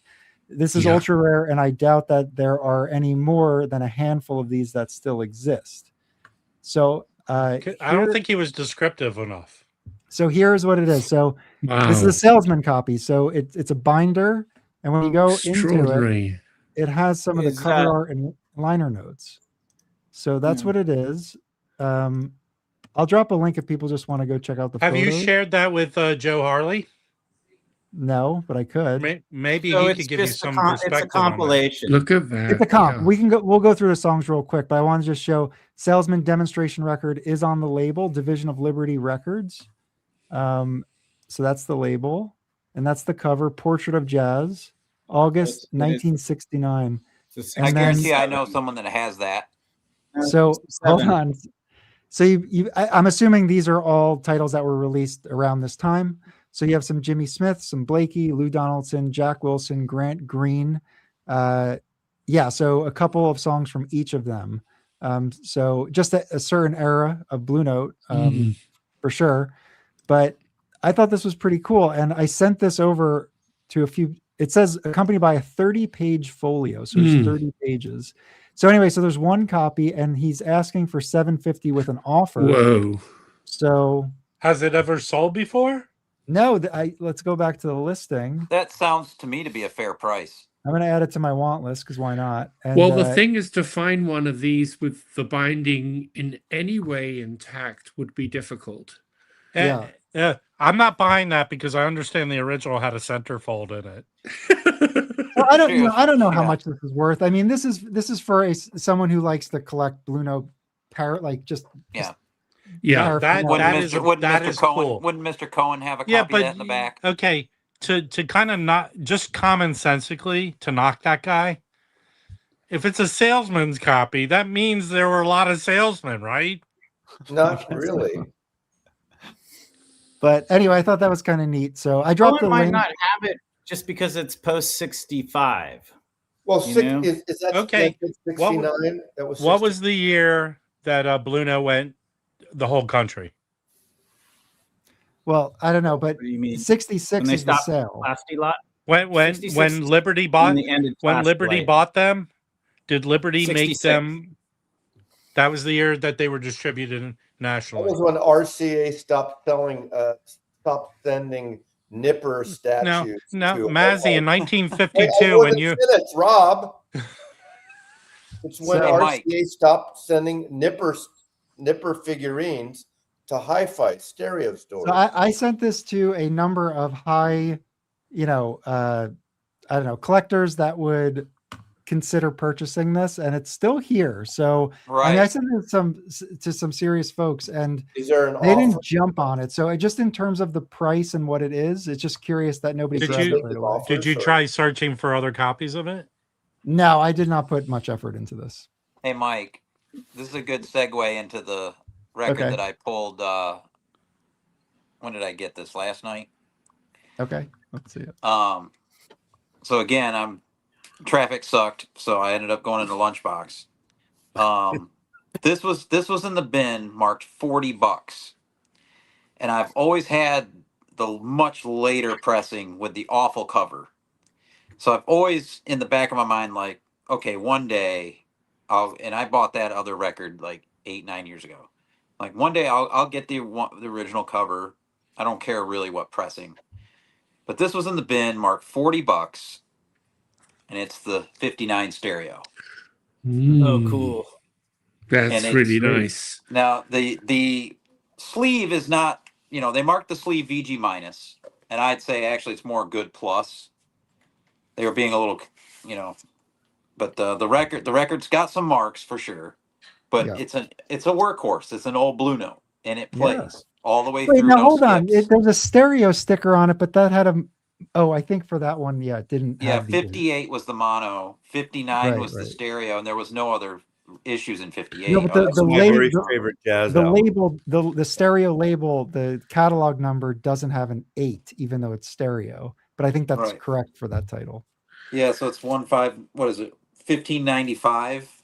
Yeah, and I'm super stoked. The funny thing was, it's one of those situations like, oh hell, the lackeys got the price gun again. I'm like, I'm getting the hell out of here. It's $40. Yeah. But here's one thing I want to end with you, Dave.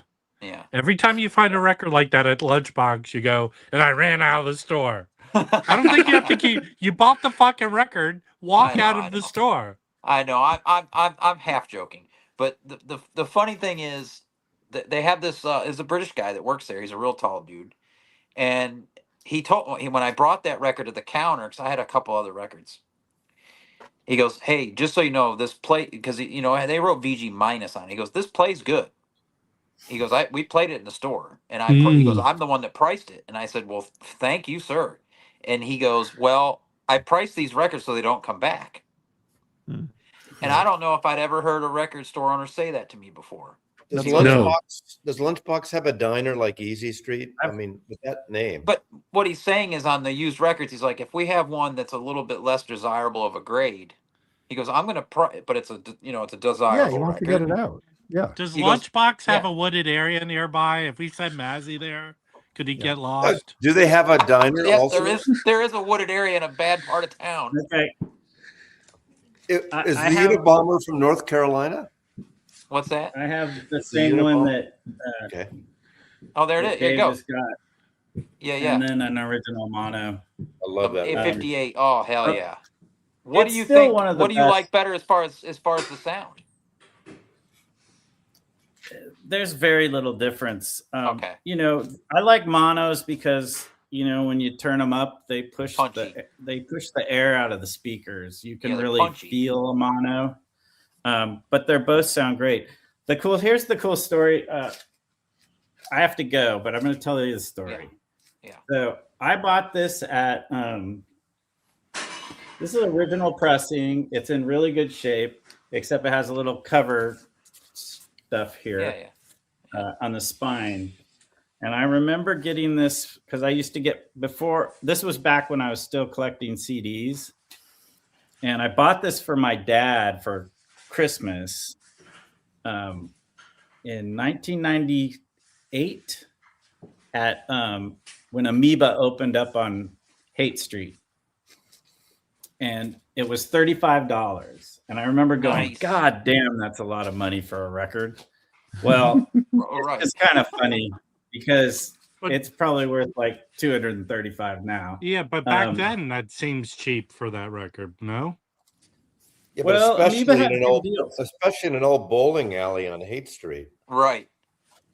Amoeba had pretty good deals on jazz back then. They had a jazz. First of all, it was the first place I went to that had like a jazz room. The jazz room, if you remember, Mazzy, the jazz room was where the video room is now. Is it true, Mazzy? They don't have that anymore, but they had it. They had a jazz room. Yeah, where the But what was funny is so I think in 2015, my dad regifted it to me. Oh, heck yeah. And I was like, "Oh, where'd you get that, Dad?" He's like, "Oh, I don't know. I don't remember." Full circle. It's a deep groove, So it was pretty funny, and I was like, "Yeah, I'm cool with that." So very cool. It was regifted to me, and it's like a prized possession because it's from my dad, and also I bought it first. So it's just one of those crazy stories, but it's in really good shape. So I would be hard pressed. What do you think? I think I like the mono a little bit better, but they both sound fantastic. What do you think? What do you think about the session and the style and like the time that it was made? Like, what do you think about any thoughts on that? Oh, well, I mean, a lot of people call it a Miles record, and I think that's understandable. Mm-hmm. It was getting Miles onto Blue Note by just having Ardley be the headliner. Do you think stylistically it feels more Miles than Cannonball? Yes, definitely. Me too. Absolutely. Yeah. It sounds way more like a Miles record. It sounds way more progressive and modern for the time. I mean, is it 1960 or 59? I think 59. Oh, we got. Well, the mono was released in 58. Okay, so 58 for 58, it's a very modern record, but that's the same year Kind of Blue is released, as I recall, right? So, which is a very modern sounding record for the time. It's just one of those records that, I have a stack of records that I could probably put on when people who come over who don't like jazz, and I could play that and they'd be like, "Oh, this is pretty cool." Yeah. In fact, I know I have played it for people who aren't into jazz, and they're like, "I think I'd get into jazz if I find records." It was always like blah, this. blah, blah, blah, blah. Well, I have the Music Matters Jazz 33 of that, and I think I have the classic too. Which I mean, there's no bad sounding record of the version of that. I'll take the classic off your hands, Mazzy. No, I'm gonna keep that. No, is it true? Not classic records, the classic Blue Note. Oh, is it true, Mazzy, that when it was a bowling alley, when you were 6 years old, you used to set up the pins there? No. Okay. But it became, before Amoeba, it was the rock and bowl. It was a rock thing with music and bands at night and rock, one of the first rock-a-bowl things in the country for a while. And it's right next to a place called the Night Break, which by then was, I think, the Thirsty Swede. It's something else now. Chris Isaac and Silvertone was a house band at Night Break for a number of years before he got signed. And Primus played there a bazillion times. And across the street that's where I saw Primus. The I-beam was across the street. The I-beam was across the street. So, and there was also a ridiculously overpriced taqueria called something Cafe Rosa or something. Zona Rosa on the corner. The most expensive burrito that was just mediocre. Cha-cha-cha is good. Cha-cha-cha is pretty decent. Cha-cha-cha was, they were all about their sangria. Yeah.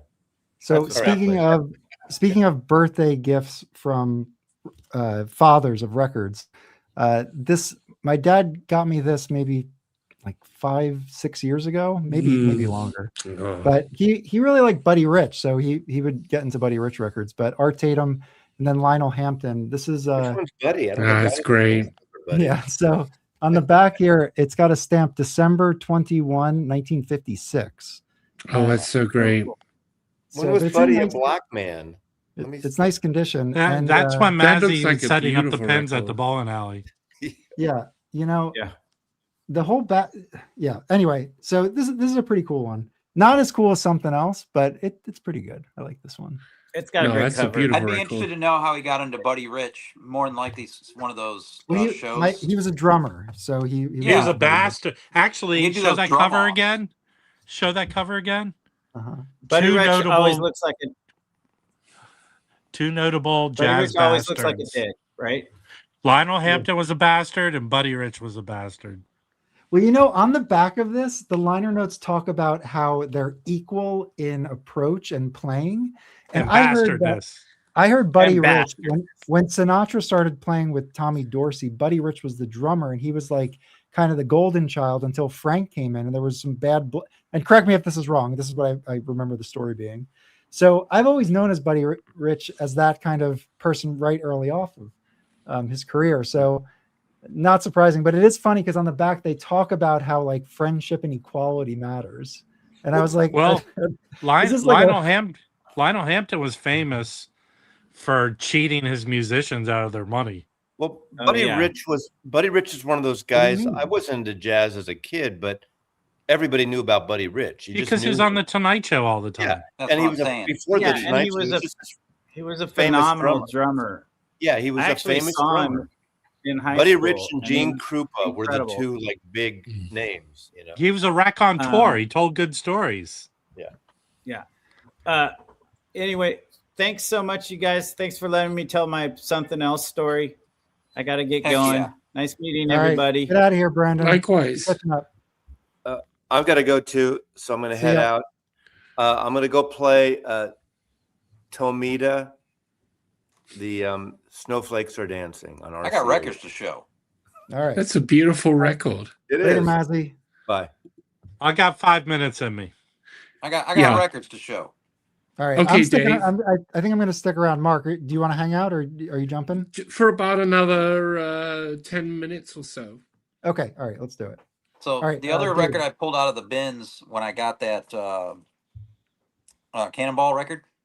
This was interesting because it's on the BYG label from France, but I had never seen this, and it's a bunch of British musicians, but also with Sonny Boy Williamson. So it's interesting. It's the Graham Bond Organization. Yes, yeah, absolutely. With Sonny Boy Williamson and the Animals, and it's on BYG, and it's called Rock Generation. And I'd never seen this.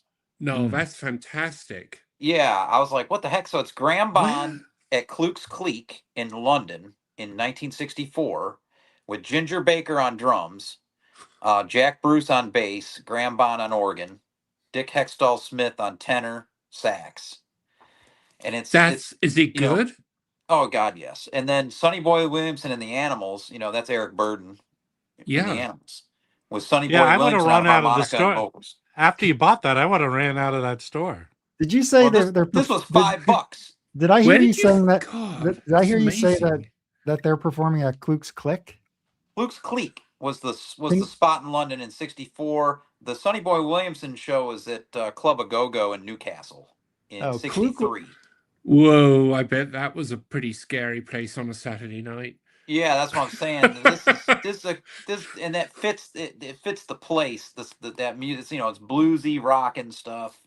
That's a fantastic record. I would have grabbed that in a heartbeat. I totally took a punt on this. I totally took a punt for $5. I was like, I can't leave. Well, this I mean, that $5. doesn't seem like that's a punt record, man. No. Well, for I've me, never it was. seen that ever. Because Graham Bond can be hit or miss, but this is a hit. So that's great. That was cool. Then this came in the mail today. The Rance Allen Group, a soulful experience. This is on the Truth label from '75, which is a division of Stax Records. This is hard to find. The shop in Annapolis, Maryland had it, and for a steal. What though? What's the name of the shop? Annapolis Records. I've never gone there. But when I go back, I don't. Yeah. They were pro, man. They got it here fast. The grading was spot on. It's not a jazz record though. It's a soul record, but it's really freaking good. This is some dope stuff. I'm not sure where the group's from. Maybe Memphis, because there's if there's Stax. Yeah, I would say I think the group is actually maybe from Memphis, just because the string section's the Memphis Symphony that assists on this. So I would assume this is a Memphis-based group. I heard it somewhere, and I went on the want list, and there was none for sale for a good year, and then one popped up, and it was here in the States and cheap, so I grabbed that one. And then I showed this. I'm still pretty stoked about that. That's amazing that you got that. I don't buy a lot of bop or hard bop records anymore.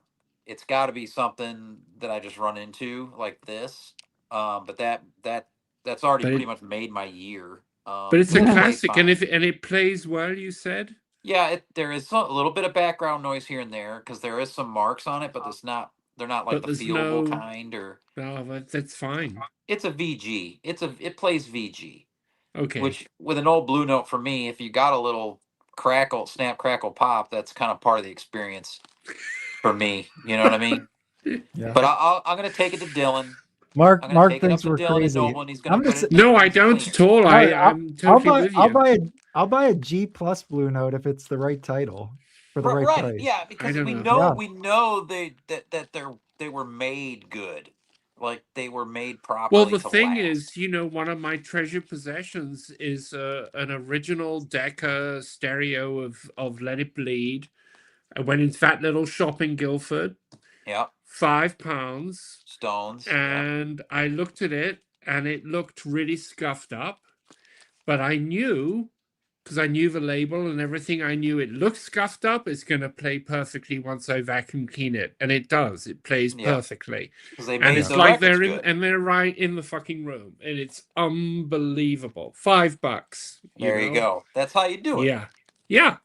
And then this came, where did I get this?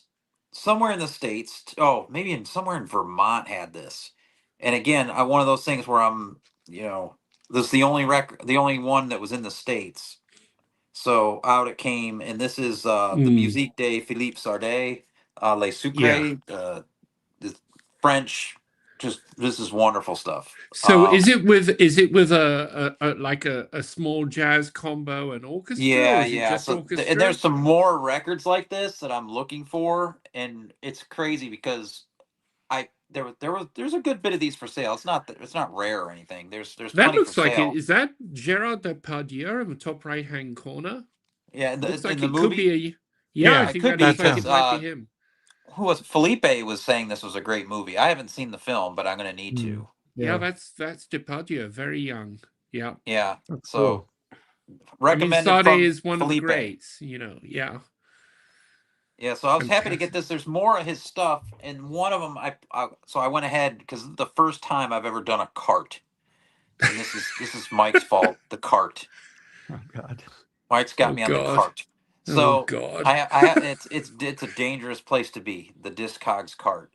But so I put the other one of these in the cart, thinking, oh, I'll come back to, because it was more expensive and it's overseas. I have to get it shipped here. Yeah. From overseas, and I was like, okay, well, at least it's a fair price and it's VG plus, and with a good description and everything, and it's a French seller and it's a French record. I'm like, oh, this will be fine.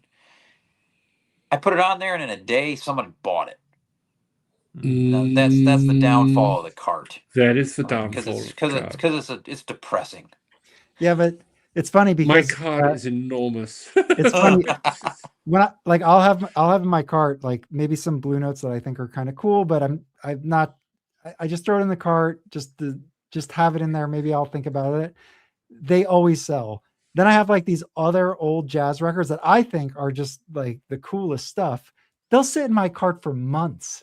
Oh yeah, nobody is. Oh yeah, I have that. Yeah. I have the crazy free jazz stuff in my cart. Yeah, it takes a while for any of that to do anything. There are certain it'll records be there forever. If there are certain records, if you put them in their cart, they're gonna sell. That's just there's stuff I have in my cart right now that's been there for a while, and on the want list, not on the cart, but on the want list for a while. Yeah. There's one in particular. It's a 7-inch, but it is autographed by one of the parties involved, and then it came from one of the musicians on the record. What's the name of the record? What's in it? Can you show the link? I'm not giving this one away because it's what been there a store while. Selling it? But it's $200, and it's only a 7-inch record, and it's $200. Yeah, and I just can't bring myself to spend that much, but I like seeing it in there because it's still there. Because it's autographed. It's autographed by the owner of the record, who happens to be a famous musician, given to him by another famous musician, and I'm like in the storyline because it came from a personal collection, and I'm just like, oh god damn. Yeah. And am I ever gonna just throw down 200 on it? Well, I guess not. It's been in my list for forever, but now it's in the cart. You know what I noticed in my behavior? If it stays in my cart for longer than a day, I never buy it. When I buy something, I usually know within a day. I usually know within a day if I need to pull the trigger on it. And if I don't, that usually means it's because there's maybe other copies and there's no urgency or whatever it is. But like, I noticed that like if I don't buy it within a day, it usually just sits there for like a week and then I'll remove it. Yeah, but then I do that and then things disappear and I go, fuck. Yeah, like this. Why didn't I get the other that? one of these? It was there for like a day, and I go back to look at it again to think, oh, I'd love to get that, and she flew the coop. And then I have the experience of Michael Johnson buying the one that I had in the car. Yeah, that happened to me once. Well, I told you this record collecting thing, the sweetest victories are out of spite. Oh, well, that's happened to me Billy too. Well, on the some weird site. You remember that? Also, there is a move. So if you're on eBay, Dave, and you put stuff in your cart on eBay, or even if you look at a record, I've never done the cart on eBay. If you put it in your cart on eBay, I believe sometimes they'll send you a message asking if you want a percentage off. Like, so for records that may be a little too expensive, it is worth just throwing them in. You don't need. You could do that on your one. Here's a weird thing that eBay does. Okay. You don't even need to put it in your cart. You could just look at it, and then you get a message. You get an email. Yes. I get an email. But the new thing is they now tell you that it's in how many other carts it's in. Yes. That's fairly new. Yeah. Yeah. I haven't seen that, but I have seen you. Sometimes it'll say how many watchers there are now. I'll go to the listing. Yes, they do that as well. I'll go to the listing. It says one cart, and it's me. It's in my cart. It's telling me that. I actually got an email the other day from eBay said, "Listen, you fucking bastard, buy this record." Man, the cart of doom. eBay, I do like eBay better because you get pictures at least of it, and I often just request pictures on Discogs, and they probably send it a little bit more than 50% of the time. I've had really bad luck with Mercury's either on eBay or Discogs, Mercury Living Presences. So I'm not even, they don't do the right version. The condition listing is terrible. It's not even remotely correct, They're probably not Well, then they're probably come not to my plate rated, auction on Mark. Saturday, Mark. I have a Oh bunch of them. God. I know you're really doing classical now, Rob. Which Well, is very because I cool. went back They east. sell. I went back east. There's enough people that want them, so I'm getting them. Yeah. Wait, when is your auction? Tomorrow? No, next Saturday. Okay. Yeah, I need time watch to your or auctions. clean a lot of records. My thing with classical is I very, very rarely buy anything where it's less than near mint. Do you want to see a stack? Do you want to see a stack of records? Let's yes, see. please. Okay. There you go. What? Yes, please. I wanted to look through the damn Blue Note Classic list. We got through 2 months. You gotta do it on your own. Everybody knows those records. No, I'm doing it. I'll do it by myself. It's happening. That's fine. I think I have more records, but I don't know where I put them. But these are some fun records, man, to start the year off. Mark, I totally you get did it. well, Dave. You did really well. I mean, Yeah, but pretty- that getting that something else. Yeah, I found this too in come the on. 7-inches, which is non jazz, but it's Ooh. DJ Okay. Shadow 7-inch. I've been looking for forever. Okay, So- so here's okay. That was pretty Hang cool. on just a second. We've got to have a serious talk here. There's a 12-inch DJ Shadow as Cut Chemist. Mhm. If you ever find it, you've got to get it. It's so bloody great. I'll be right back. I just can't see. Okay. All right, Mike. Here's a jazz record I found. OG mono of this. That's Deep on groove. what's the label? Douglas, but it's a deep groove. Oh, nice. Beautiful. Oh, nice. Yeah, Douglas. Now, is that a valuable record? Not because it came out posthumously. Uh-huh. So Let me see if I can find this. and you could get the Douglas reissued it with a different cover, but this is the original mono. So Okay. or actually it's a stereo. I'm sorry, it's not mono, but it's original deep groove, and I'm gonna sell it because I have that record store day thing. Yep. So and it's a really nice tip-on jacket. Yep. There's a great and then- lineup on that, man. It's crazy. Real quick, Yeah. Mark. Yeah. Hold on. That's the Cut Chemist with Shadow. Product placement. Right. I've got that on CD. Oh, you got it on vinyl? Yeah. Oh. This is a 12-inch, which I'm on Discogs now. I want to find this because if you ever see this, you've got to get this. It is such a great 12-inch. This is a double LP. I know. I've got the CD of it, but you know. So Rob, that's it. Well, That's this is it. It's Hold called yeah, this is it. Cut Chemist Mad Lib Bunky's Pick 6 variations of In the Rain, and it's a 12-inch single. Ooh, I don't have that one. It is so fucking great. Oh, great. There goes my cart. Hey, Patty, the auction's a week from tomorrow, not tomorrow. Also, I have a stereo Blue Trident of this, but I found the OJC of this, and I believe it's mono, but it doesn't say anywhere that it's mono. Are you sure it's a stereo? Like it's not a rechanneled for stereo? Your copy? Actually, the Blue Trident stereo has Van Gelder in the dead wax. Did Van Gelder ever rechannel any of his records? I just think it says stereo, and look, it's like around the first time that stereo was probably mono, but this OJC, it doesn't say anything. I know it's not like they stayed true to using this label, so but then I listened to it. It sounds mono. So and this is a little pricey. Okay, here are the classical Mark. Here's a Living Presence. I'll be right back. Oh yeah. Here, let me go big. And what do you say? These are mostly VG plus, or no? I will not buy. I mean, buy visually when I go out and buy them and clean them. This thing's fucking clean as shit. Yeah. So like, I won't buy anything that has marks on it. Yeah. But I get and some that I do, I'll give away for free during the auction. So, Yeah, I avoid Columbias. I know, but I try and get the 6i. But this was a yeah, demo. the 2i's are actually often really good. I think this came out as a 2i. This is a demo. It has a demo sticker on it. That's why I grabbed it. The 2i's are often, the vinyl itself is often better. Oh, This is a Dynagroove. Yeah. There's a living stereo. Yeah, where do you do most of your classical hunting? Like at thrift stores, anywhere. What's it called? I mean, a lot of these came from back east. I went back for the east. holidays. Okay, yeah, that's great. Now that is a fantastic record. Is that? Well, now I heard, like it had the dark sash on it.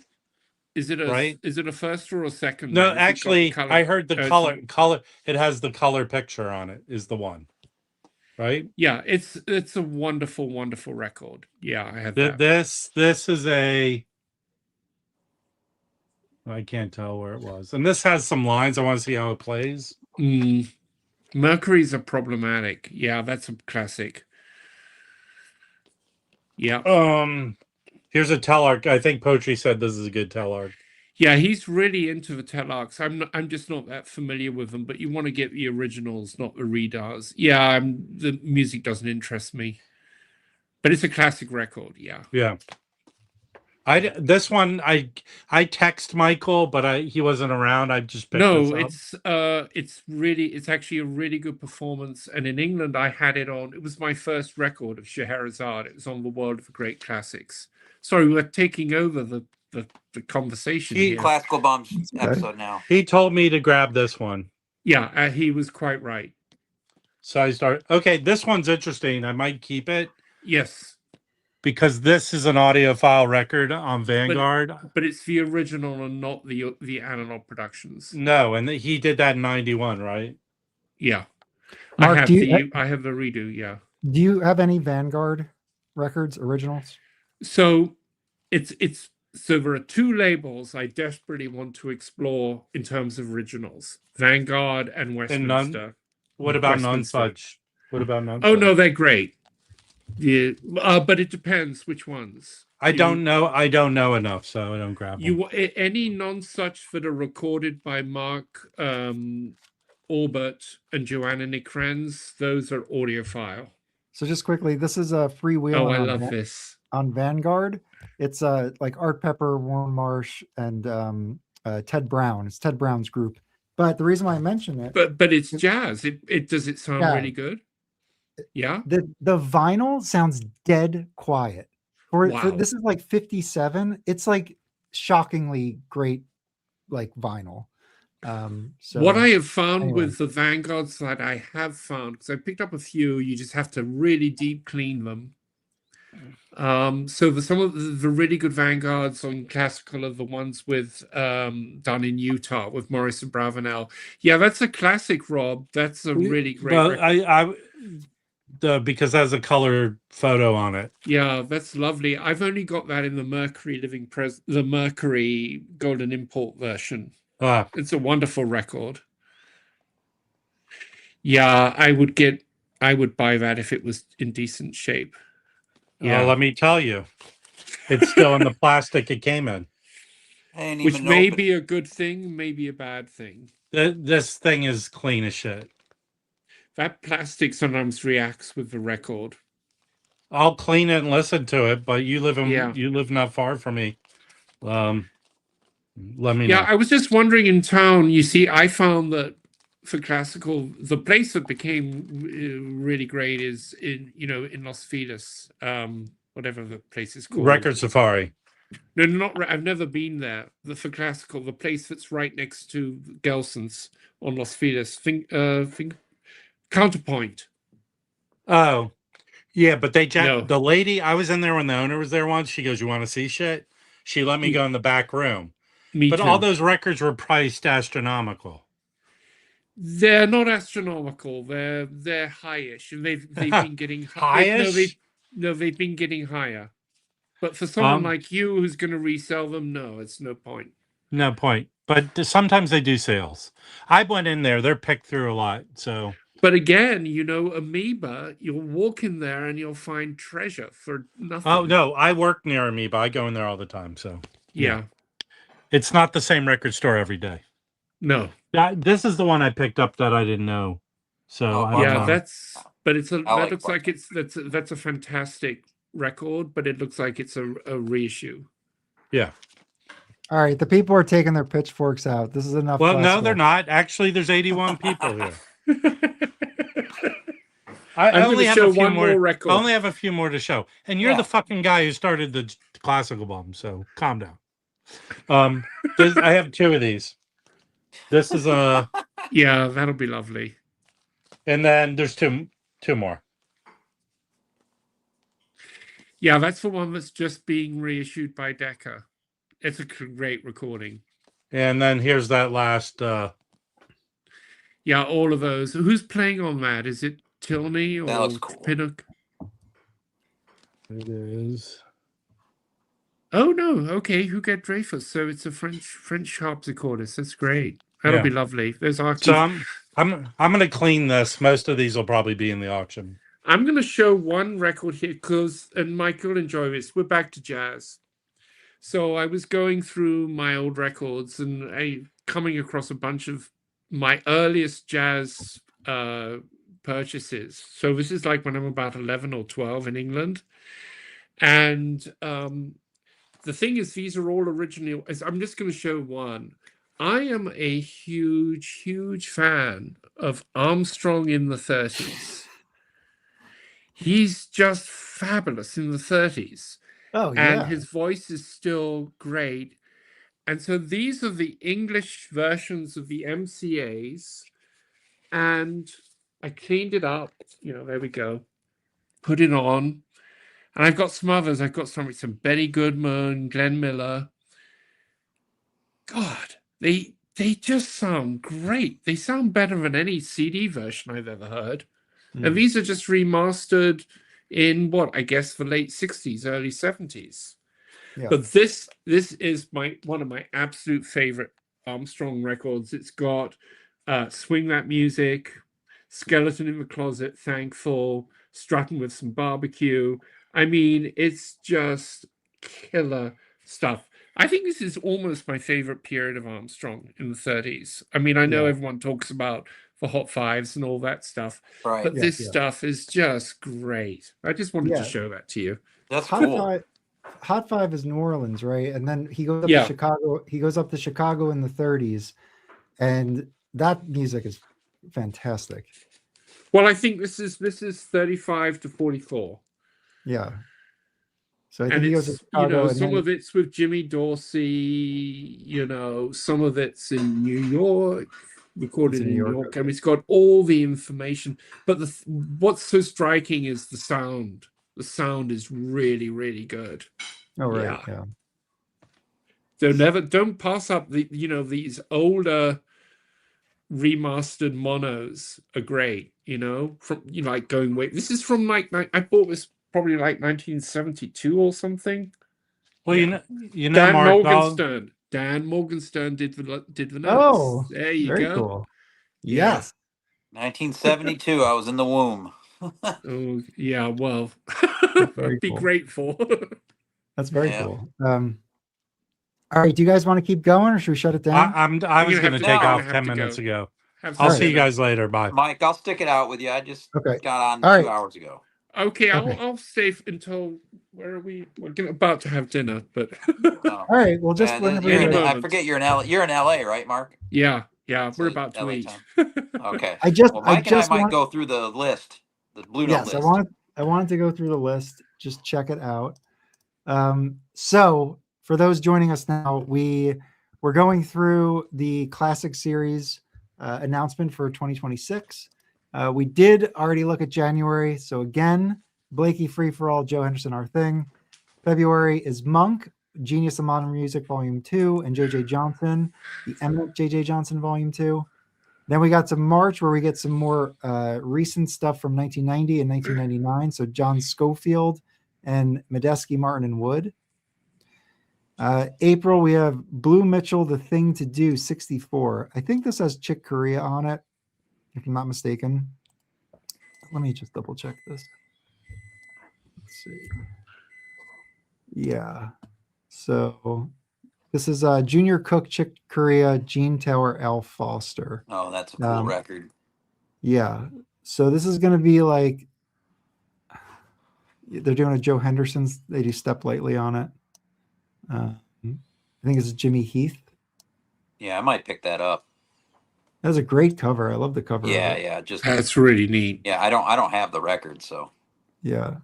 Okay, let's go back. So that's April. Then Stanley Turrentine, Easy Walker, 66. Oh, I bet that's nice. Yeah, this one. I love Donald Byrd. I mean, I'll buy pretty much any Donald Byrd record. So Easy Walker has McCoy Tyner, Bob Crenshaw, Mickey Roker. So these are both kind of soul jazz records. I hope I'm not overstating it for Blue Mitchell, the thing to do, but I feel like these are both grounded in there's like some soul style in both of those. Well, and this is the time when Blue Note was really going in that direction, wasn't it? Sort of really 64, 66. Yeah. I mean, I think that's fair to say. Yeah, there was that going on and the Avant Bop stuff. Yes. Yeah. Okay, I have those. I love those wonderful CD compilations they did. I don't know when it was, but and they would do. It was like they did the avant-garde, they did the soul, the organ, and they're really nice comps. I think Kuskuna did them. Yeah, Kuskuna was great. So then we get into May. So May 15, we have Donald Byrd, The Catwalk, which I actually just got a Liberty stereo copy of that. And Kenny Dorham's Whistle Stop. Let's take a look at this one. So these are both from 61. Whistle Stop is a heavy piece for an original. So, yeah. So you got Hank Mobley, Kenny Drew, Paul Chambers, Philly Joe Jones. It's Van Gelder. Of course, Van Gelder. It's Englewood Cliffs. And then, they're doing all Kenny Dorham. So everything Kenny Dorham, the whole record. What's an OG for that go for these days in a it's gonna be like a near mint VG ridiculous. Plus edition. Yeah, let's see. So 61. Ridiculous. Yeah, it's got to be pretty spendy. 61. United States. There's a G plus for 60. No cover maybe. Sold as G plus here for 275. G plus for 275. Yeah, there's a VG plus in France. They're asking for about $750 or 650 euros. Yeah. So that's more like it. Let's take a look at the Catwalk. Let's see how much this is. So this is saying it's 62. I'm also only looking at the monos, so apologies. This one median's around 200, and then the stereo is around a little bit cheaper. One copy for 250, and this one has Pepper Adams. So you get baritone Pepper Adams, and then Duke Jordan, Lehman Jackson, Philly Joe Jones. Didn't you just get that record, Mike? Yeah, I did. And the title track, The Catwalk, is worth getting this record for. It is a great track. I'll buy pretty much any Donald Byrd album. I think he's wonderful. Yeah. You can't really go wrong. Yep. All right. So then we have June. You have Hank Mobley, 1568. I think this is famously the most difficult Blue Note to get. This is. Oh, really? Yes. This is usually the one that is like most expensive. Although I think that Coltrane Blue Train sold for like 12,000 or something. I'm pretty sure Noble had a copy of that once behind. But a mono of this, if we look at past sales. Is it true that Mike at the In-Groove literally has all of these? He kind of says that he has a complete run of the Blue Notes. I know someone that does. I don't think he does have a complete run because he's been on the channel talking about how he's never seen the U to Hip with Zoot Sims. So he at least doesn't have that one. But Lucas, I think Lucas has completed the run. That works at he used to work at People's Records. He might still work there in Detroit. He's a trumpet player. He put a conceited effort for many years to just get OG Blue Notes. Wow. Yeah. So that's impressive. Yeah. This is so this is an expensive record. No matter what the condition is, it's going, you could probably sell it for a little bit of money here. There's only 2 sales. Yeah. They do graphs now. That's new. I haven't seen that before. So this is the mono with the New York 23 label, and I guess New York 23 only on one side. So actually, we don't have to keep jumping around, but I think this one is probably the biggie. More common. And this one is the New York 23. Maybe they value that one more. I think that's an earlier address. Anyway, we're getting too much into the weeds here. Let's keep going. All right, and then you get Kenny Burrell Blue Lights. Love him. I literally just got a Plastilite pressing of Volume 2, which I'll show on a future stream. And then so this is like, I think there's multiple sessions on this, but Tina Brooks is on it, and Andy Warhol does the cover. Are you familiar with this one? Oh no, and again, I've been getting into Kenny Burrell, but later stuff. So this isn't the best picture, but this is an Andy Warhol look at cover. that. Yeah, so that's kind of great. That's pretty cool. That's really cool. It's a great line on your wall. You have Duke Jordan or Bobby Timmons on piano.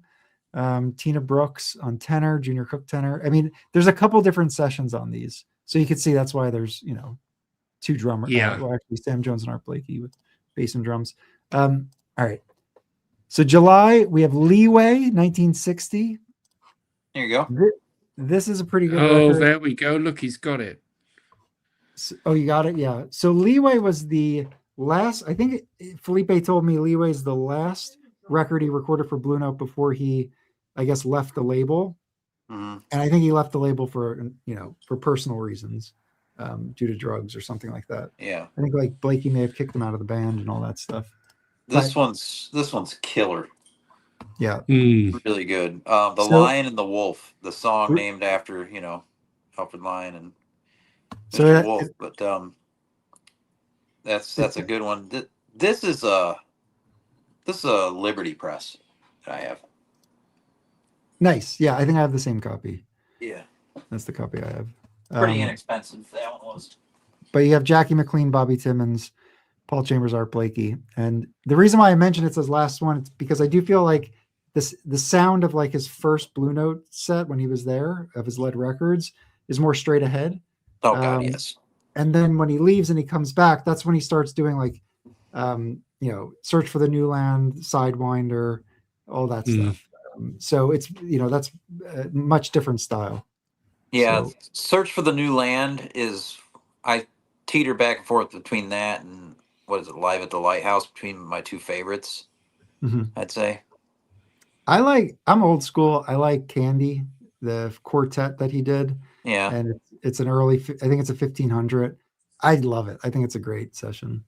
But yeah, Candy, I didn't take to as much of the early stuff as some of the others, but he's just his trumpet on that has so much style and panache.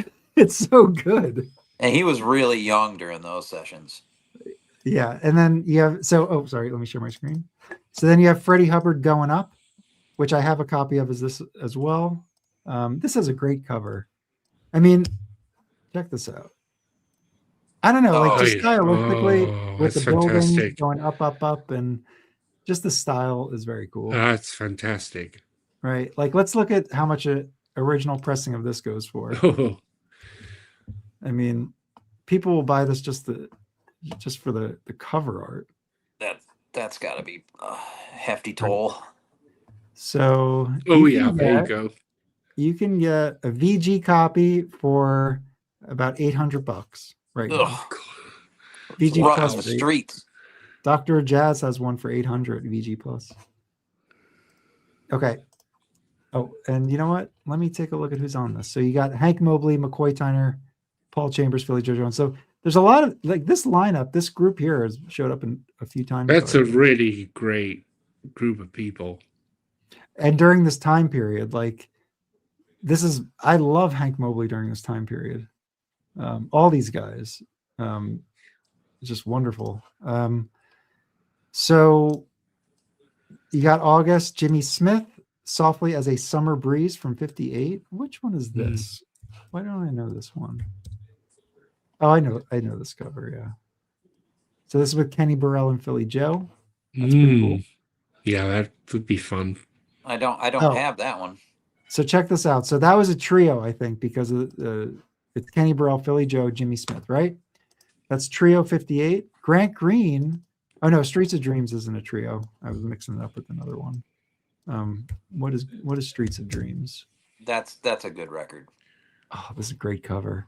So this is Larry Young organ, Bobby Hutcherson vibes, Elvin Jones. Yeah, that's a really good record. San Francisco. That is very cool. Wow. Okay. Didn't that already come out as either as a tone poet or as a Music Matters? It's probably a Music Matters. Yeah. I'm almost certain it's a Music Matters. Okay. And then September, you have Eddie Gale, Black Rhythm Happening, 1969. So Eddie Gale's records are... Let's see that one. Yeah, I don't know if I'm going to get that one because the originals are a pain in the ass. Yeah. So he has, I think, 2 records on Blue Note. This one, what? $10. You can find the originals, but they are torched when you find them. So yeah, the other Eddie Gale it's like ghetto music. Is that right? Yeah, they're both. And that's like a $500 pain in the record. ass. Because they get bid when they go up for auction, they get bid up. 10 seconds after they're listed, there's already 18 bids. It's annoying. Well, it's cool that they're reissuing an Eddie Gale. I think that's cool. That's perfect because there's no auction with 18 bids in the first 10 seconds when there's still 7 days left, and you can go into a store and buy it. And didn't Eddie Gale play with Sun Ra? Isn't he a Sun Ra guy? Oh yeah, somewhat. Yeah, I think he was on. Was he on Lanquidity? I believe he was. I think that might be correct. Oh, let me find the record. Pretty sure he was on that record. So the other Eddie Gale, which I'll pull up because whenever it comes up for sale, I always take a look at the price of it. It's now like around, I think like $500 is probably the cheapest you're gonna get. Let's see. So this is it. Let me show Mark this. So Mark, this is Eddie Gale. That's beautiful. On Blue Note. And it's become like I don't know. It's getting to become a very expensive record. Beautiful cover. It is an expensive record. It's $450 for VG Plus. But this is like one of those records where I don't know. In like a few years, it's probably going to get out of control. Yeah. I get a sense that might be the case. It is a cool record. I streamed it when I was on the train recently because someone I knew picked up a copy, so I streamed it. And my he's on it. Don't you just love the dog at the back of the line? I love the dog. So, yeah, there we go. I've tried with Sun Ra. I just can't. This is the one to get though. This is the beautiful stuff, and he is on this, and this is an original copy. Okay, I've never tried that one. I'll give it a whirl. I'll give it a whirl, Dave. That's on Philly Jazz, right? It's the first Philly Jazz. Yeah, I got this from Teddy at Eat Sleep Vinyl back in the day. Yeah. I have for a lot less than it goes for now, but that was just. I used to see that in the bins. I used to see that in the bins. I have because no one cared about this stuff until a decade ago or so. I have the Byron Lancaster on Philly Jazz. Remember what it used to be like? You just go in and you just get stuff for a few bucks. Mike, we need to talk. What? Because that's the last I need for the entire label. Oh yeah, okay. Is the Bayard. You like it's good. You like it, don't you? Yeah, I mean it's a live concert. Yeah. I think it's a trio, if I'm not mistaken. It's a trio, and he plays like 15 different instruments and voice. Yeah. And they're rocking. I mean, they are. Yeah. It's a passionate session. You know? They're feeling. Brandon just picked up a copy at Bop Shop for how much? I think it might have been $150. I got mine from that music research library up in Boston. Those guys are awesome. I got it for $100. They had $100. Yeah, you did very well. Yeah, I thought that was good. Yeah. Okay, so let's get back. So that's great. So the Eddie Gale, I think, is very cool. That stuff's getting reissued. Yeah, that's fantastic. It is, there's not too much of it out there. 3 Sounds. They're doing a 3 Sounds. Wow. They like famously don't do 3 Sounds except for the Lou Donaldson and the Stanley Turrentine when they collaborated with those guys. Right. So let's see. Oh, I guess, no, they did. I don't think they did 3 Sounds yet. So this, I think, is the first straight up 3 Sounds record. And it's a later 3 Sounds record. And it's a later one, which is, I'm not familiar with this one. That could be pretty cool. It might be worth checking. I mean, I'll definitely check it out. I dig the cover. Yeah, the cover's amazing. 1970s label, or 1970 label specifically. Soul Symphony. Oh, actually, I guess 69 label. So yeah, cool. That's a good month. Look, that it's not just the 3 Sounds though. It's got Freddie Robinson on guitar. So it's and there's some vocals and woodwind. Buddy Collette's on it. There you go. The great Buddy Collette playing Buddy Collette woodwind from that old Chico Hamilton record. So, Mark, as a musician, when you see woodwind, what does that mean to you? They're playing like flute, maybe oboe as well. It's flutes and oboe possibly as well. Well, Buddy Collette is a clarinetist and and clarinet, of course. Yeah, so he's probably playing both. It's more likely to be flutes and clarinet than as well oboe, but yeah. And a lot of these guys, they might play sax as well. Like so, Barbara Thompson will play all of them. I think it's cool, and I think it's interesting they're coupling it with Eddie Gale. Because it does seem like there's like a theme for every Those look like 2 really interesting records. I don't know. Yeah, I'm digging that month. Right? That's pretty neat. Yeah. Okay.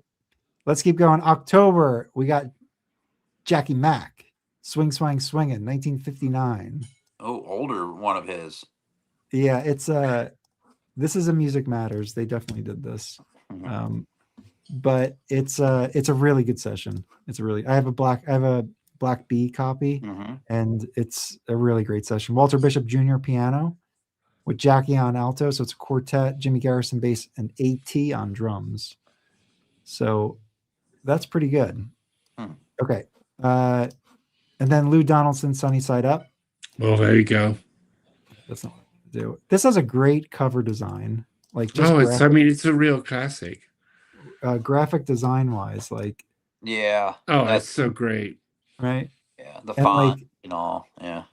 Let's take a look at an OG, because having this as like an old laminate jacket with like a gloss on it would just be. So this is 61. So that's the OG. Like, look how clean that looks. I'm surprised that wouldn't cost more. I'm actually. Let's see. Well, it's not cheap. 11 copies. If you want a VG Plus, 175. This might be one to check. Oh, G Plus sleeve. So the sleeve's and Lou's from down here, where I'm from. Well, it's got labeled that it's got water damage. I would avoid it like it played. Yeah. So that. So anyway, water damage. Not a cheap record, but not the most expensive. We got a lot of Lou Donaldson records in the bins in this town. I just got a Lou Donaldson record, a really, really rare one too. He is beloved down here in Charlotte. I'll quickly show this. I'll probably show it on the next live stream because I do want to spend a little bit of time on it. But this is it's you. You got me on there. So this is a 1500. It's 1545. This is I think it's the second pressing of this. So I think that's hard to find. Yeah, I lucked out with this. Yeah, that's one of the rarer Blue Notes. Yeah, so Donald Byrd, Lou Donaldson, Herman Foster, Peck Morrison, and Art Taylor again. It's deep groove, plastilite. Anyway, get into that another time because I do want to do it. Is that the eBay pages work that he scroll through working? That was actually Discogs. Really? Okay. Yeah. You know, the thing with Discogs is sometimes those Blue Notes there's like a variation on it. So they'll put a new entry, and that entry only has had like one sale or two sales from like, 2000 from 2020. And somebody finds it, they match it, and they just go off of that price. Like there's all that type of like nuances with Blue Note because there's so many entries that sometimes you get lucky. Like somebody just listed according to a past sale from 2018, and it's definitely worth a lot more now. Right, but they're yeah. not looking at the median value based on the year like that. So or going to PopPsych and doing all the research. that happens a lot. I've gotten a lot of rare records just because of like a technicality like that. Because it's transparent on Discogs, like they could see what it is, but it's like anyway. So let's keep going. November, you have Big John Patton, That Certain Feeling, 1968. I don't know this one. That'd be an organ jammer. An organ jammer with who's on it? Oh, look at that. Yeah, there was like a wow, era of Blue Note. That is such a period piece. So Junior Cook, Jimmy Ponder, Clifford Jarvis, Big John Patton. This thing probably smokes. Yeah. I mean, Inglewood looks like fun. Dirty Fingers. Love it. This probably sounds great. A song called Dirty Fingers? Come on. Yeah. But, just like I could picture like Kevin and Joe mastering this and just like listening to the tape. This tape probably sounds fantastic. Yeah. I mean, just 68 Inglewood Cliffs is just, I'm pretty sure that's going to sound incredible. Okay. Reuben Wilson on Broadway. I do know this one. Let's take a quick look. Reuben Wilson had a number of Blue Notes. Is it all covers of Broadway shows? No, it isn't. Oh, let's see. On Broadway. No. I guess not. I guess just that one tune. But you have Trevor Lawrence, tenor sax, Malcolm Riddick, guitar, Tommy Derrick, drums. This is the one, they reissued this recently on the classic series. Right. And not recently, I mean, probably 3 or 4 years ago now. Okay, December. So we're going to close out the month. There we go. Horace Silver, The Stylings of Silver, which is a classic. Yeah, that's one of the great ones. Yeah, I see this record a lot. I have I think either a first pressing or maybe a second pressing, but you have Art Farmer on trumpet and Hank Mobley. So when I first started getting into like collecting vintage Blue Note pressings, the one thing that I learned is like the Hank Mobley led records were like not an option. Like they are thousands of dollars. Yeah. But Hank shows up as sideman on a bunch of records. So, obviously it's a Horace Silver led session. So he's the music director of the style and everything, but you get Hank Mobley and Art Farmer, and that's a killer record. That's one of my favorite Horace Silvers. All right. And then finally, the last title is Leapin' and Lopin', Sonny Clark. Oh, that one will sell huge. This one will sell. So yeah, and in December, so that's going to be the last one before Christmas. They're not stupid at Blue Note here. 62, Sonny Clark, Leapin' and Lopin', Tommy Turrentine, Charlie Rouse, Butch Warren, Billy Higgins. Love Charlie Rouse. And let's see what's available. So a VG, you can get a VG for $700. Yeah. Let's look at past sales. See, this is one I would buy because I don't have this record. So look, Mark, someone bought a G Plus for $444. Oh my God. Disc has noticeable marks, nothing terribly deep. Music comes through fairly well, plays with minor. The thing is, like, maybe he is, okay with spending this money and just needed a cover up. I don't get it. I just don't get it. No, I would never spend money like this on anything that's, I would never spend money like that too. If Leapin' and Lopin' were G Plus and like the description was okay, and it was like $80, I'd probably be like, that could be fun to check out because it's such a rare record, No, but that's for how me, I feel. it's all about the vinyl being in really good condition. The sleeves, I'm not so particular about if it's something I really want. Yeah. Yeah, I don't know. I do like a different calculus in terms of that. Like, I know that in VG Plus condition, this is an $800 record.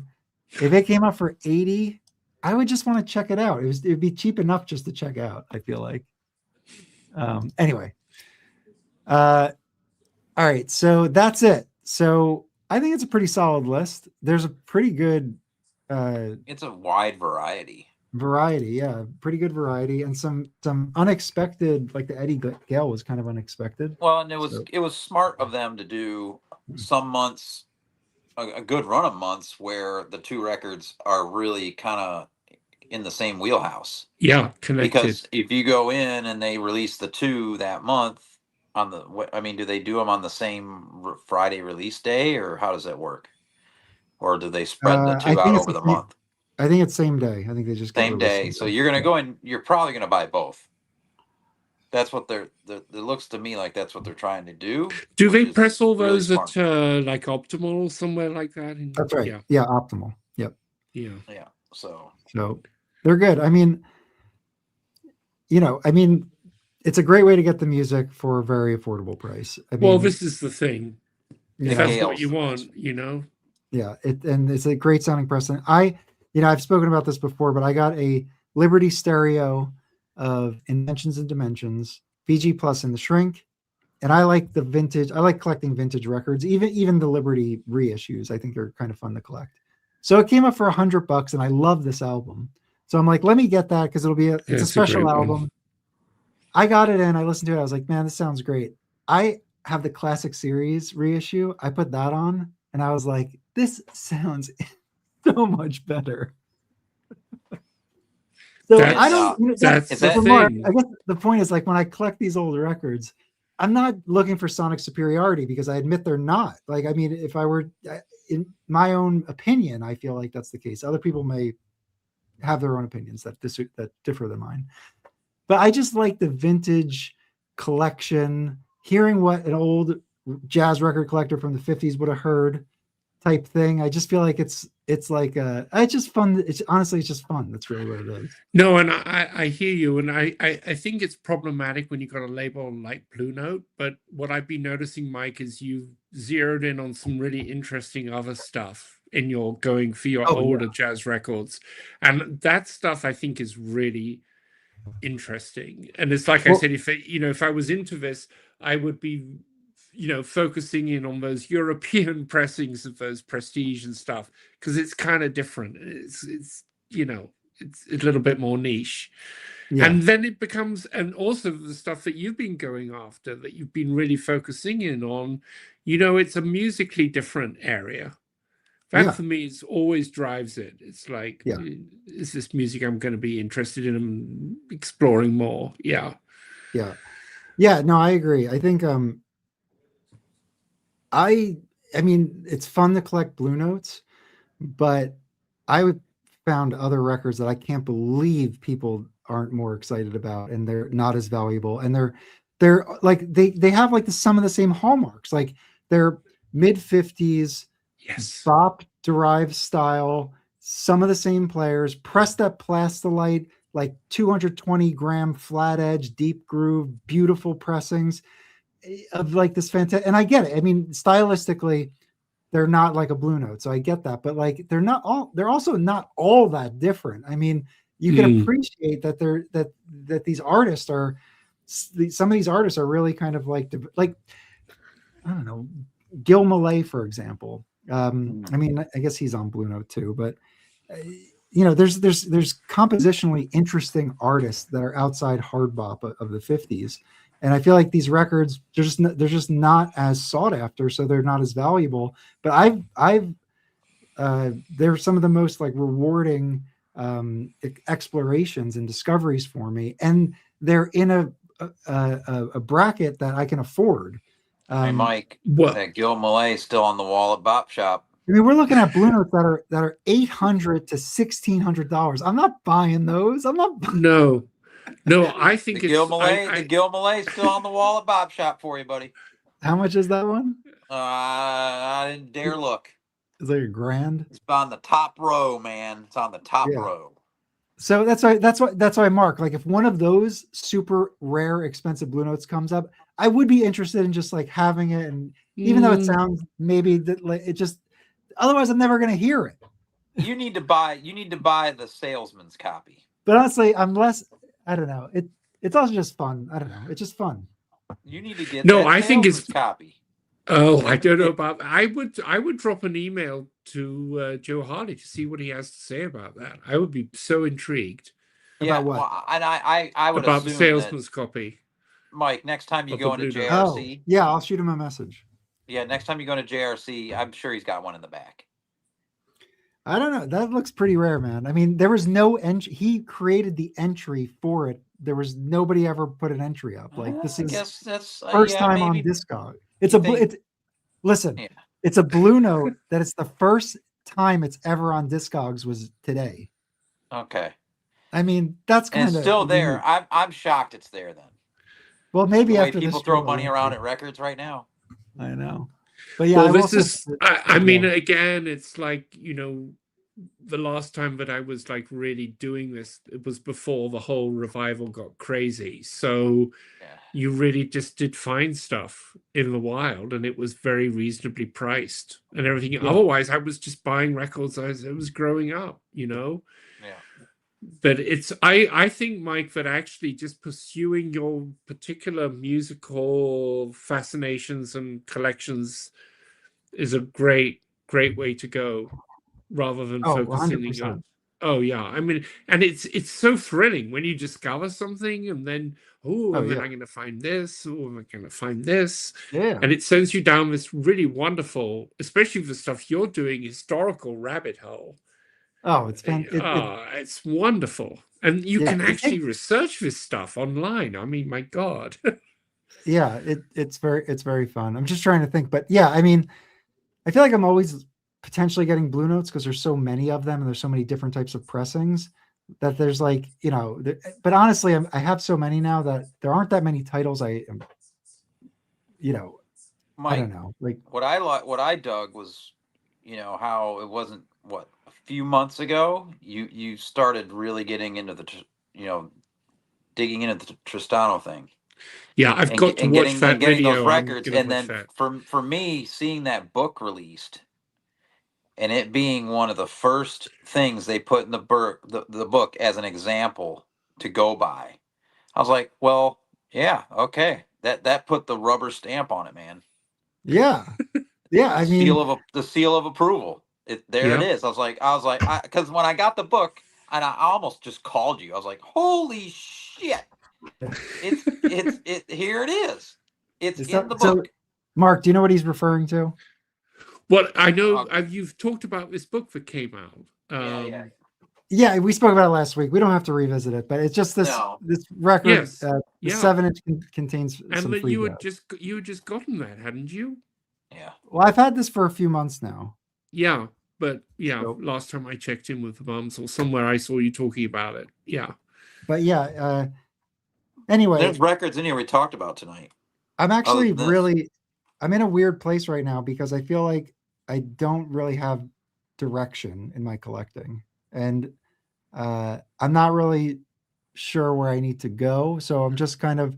That's not necessarily a bad thing. People are, friends are telling me like you should just listen to what you have. Like that's a good place to be. Now go like enjoy what you have and don't worry about it. Why do you still have time?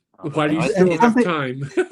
Because that's going to change. And I tell myself at some point I'll find some rabbit hole. Like something will pop up that piques my interest. I got one for you. What? Early OG L Saturns. Yeah, that's always on the back burner. Those are too expensive though. No, you had one in your hands. I know. I couldn't. It wasn't the right time. Wasn't a good time for me to drop. So, but let me tell you something. With my daughter, I mean, her earliest memories are of me with records. The whole ritual, of getting them out, cleaning them. She would come with me to the store, and I mean, she's actually written about this. And then at a certain point, I got her a record player, and she was going to the store with me and all this kind of stuff. And now that's what she does. She goes to record stores, and she has her whole thing as well as streaming. I love But that. it's actually a really nice thing. You know, your kid really watches what you're doing, even when they're very, very little, you know? Yeah. So, I mean, with her, it was books. I was always reading to her, even when she was tiny, because she was so exhausting, always needed attention and to do something. It's like, okay, what I can do is I can sit her on my lap and I can read a book. There you go. And, you know, and then she never even had to learn to read. She just picked it up and always has a book in her hand. But it really connected with her. This was a way to listen to music, and the whole ritual of it, and going to Amoeba and going to Record Surplus and all of this stuff. So that's kind of a fun thing that will be in your future after this period of time where you have no time to listen to music. Yeah. Or do live streams. What happened to the live stream, man? I don't know. I think we're just not going to see you for like a year or something. Maybe. No, he's going to pull a Felipe. We'll see. Yes. Here's what's going to happen. We're going to get Felipe. We're going to get Felipe back, and we're going to lose Mike. You know, yeah. That's what's going to happen. But to think about like musical direction, I don't know, like I'm trying to get, like, I was thinking like maybe there's avant-garde stuff I can get. Really, what I think I'm going to do and what I have been doing is just listening to modern musicians. So like today I was streaming Joel Ross and I really liked it. I mean, it was fantastic playing. So, and I like the compositions of modern players. Like they're like, it's almost like the stuff that I've been listening to, it almost kind of reminds me of like the Andrew Hill Blue Note style. Right. Like it's like a mix of like straight ahead and avant, and it's got a lot of different stuff going on, but like it's a little bit in the tradition, but they're doing their own thing, you know, based on so many influences. I mean, all of them, a lot of these guys went to university for this stuff. So I mean, they know, you know, much more than just like the real book. So their playing is fantastic. So I think that's when I really kind of get frustrated. I just remember to like just go listen to something new, and it's always a rewarding experience. We had Mike Notes and Tones on last week with all the new stuff. You know, that gave me like 3 or 4 that I had to like, okay, I got to get on the stick here and catch up. You know, that's the thing. If you lose, you know, the will to go down more rabbit holes of the past, you always have what's happening now. Exactly. You know? Do you actually have a record store or stores that are physically around that you can go into and are interesting and the stuff going on there? Well, that's good. I spoke about Jerosa Records last week. They have a large jazz section that is very well stocked with lots of all different artists, all different pressings. I always can find something there. That's great. When I go there, amazing. When I go there, I go through the bins and I pull out records because I'm like, all right, I'll get this, and then I'll only get this, but then I'll find something I want more, and then I'll put that back. So like I always, whatever I start with, I usually don't end with there because but I always find something, always. I mean, that's the thing is, you know, we all have the online convenience and everything now, but really it's always been about just going into a record store and spending hours and Jerosa played a huge part for that, because the reason why I got into Parker is because I went to Jerosa and I saw some old Dial records. There you go. One of them was a Parker record, and it was like $100 or something. And I just was like, I know this is like a historic piece. That's pulling me in. It's Parker. And I look, I'm like, it's Miles. And then I got it and I brought it home. And that record is really what made Parker click for me. And after that, I freaked out. And then I just started getting obsessed with Charlie Parker. Like, I got. But it was because I went into Jerosa and they happened to have that. I wasn't, So that's how that started. So I totally agree because that's happened with me. But I want to ask you guys, enough about me. What are your rabbit holes? Because I mean, Dave, your collection is, he's you so have a bit of eclectic, Dave. everything. You're like crazy eclectic. Like, what new rabbit holes do you get excited about? Right now, the dreaded cart. I have a record coming in the mail from Denmark right now, which that's going to be a harrowing experience. I would assume. But we'll see if the government lets me have the record. But that's coming, and it's a French record. So there's this whole. It's interesting. There's a lot of different styles in what the French did in the 70s. They're all over the place, and it's all really interesting. And I haven't really dug too deep. I have the BYGs and all that. Everybody knows about those. Yeah. But I'm looking at stuff that I've known about for a long time that's been in the want list forever, and I finally like, all right, let's try to get some of these records. Yeah. And some of them have gone down in price, some of them have gone up in price. Because I put these on my want list, 8 years ago, 7 years ago, whatever, and it's like this stuff here, So more of this, more stuff like that. I wouldn't call. I don't know if I'd that's call it a rabbit really hole. cool rabbit hole to go down to. It's kind of just like coming back to something that I put on the back burner. Oh yeah, yeah. That's what. So that's like I knew of Charlie Parker. I've listened to him, but it takes the moment, like, for it to click and for me to like appreciate it. It sounds like, and then when I was doing that, I was ignoring other stuff. And then once I kind of got exhausted of that, I found something new. But like I had to get through this bebop stuff. Like, but don't you find it was partly the medium as well, because it was a record that I think so. Rather than a CD or a stream or whatever. There's something about a physical record that can really communicate something you don't get elsewhere. I agree, and I'll just speak from a jazz record collector. The way that like the artist worked with producers and the artist, collaborated in a million different permutations, like of different groups, like exploring the records and seeing all of those sessions is kind of like how I've learned the history of it, almost like it's through the recorded music. Because yes, there's some documented history that I could read, of course, but like listening to the music, it's the only way it's one of the ways to do it, and it provides context. And that also, it's fun because you get to learn about kind of like the recorded format, like the history of recordings through this, because you go from all different formats, right, of this era, and what that does and how that changes the music. I mean, an obvious thing, the time that you would get from an LP versus a 78 changes what you can record. I mean, you can have a 22-minute composition as opposed to a 3-minute composition. What does that open up? Anyway, so Mike, so perfect example of what I'm talking about. So this Bernard Vitet record. Yeah. This was on Futura. Okay. This is a reissue that Souffle Continue did some years back.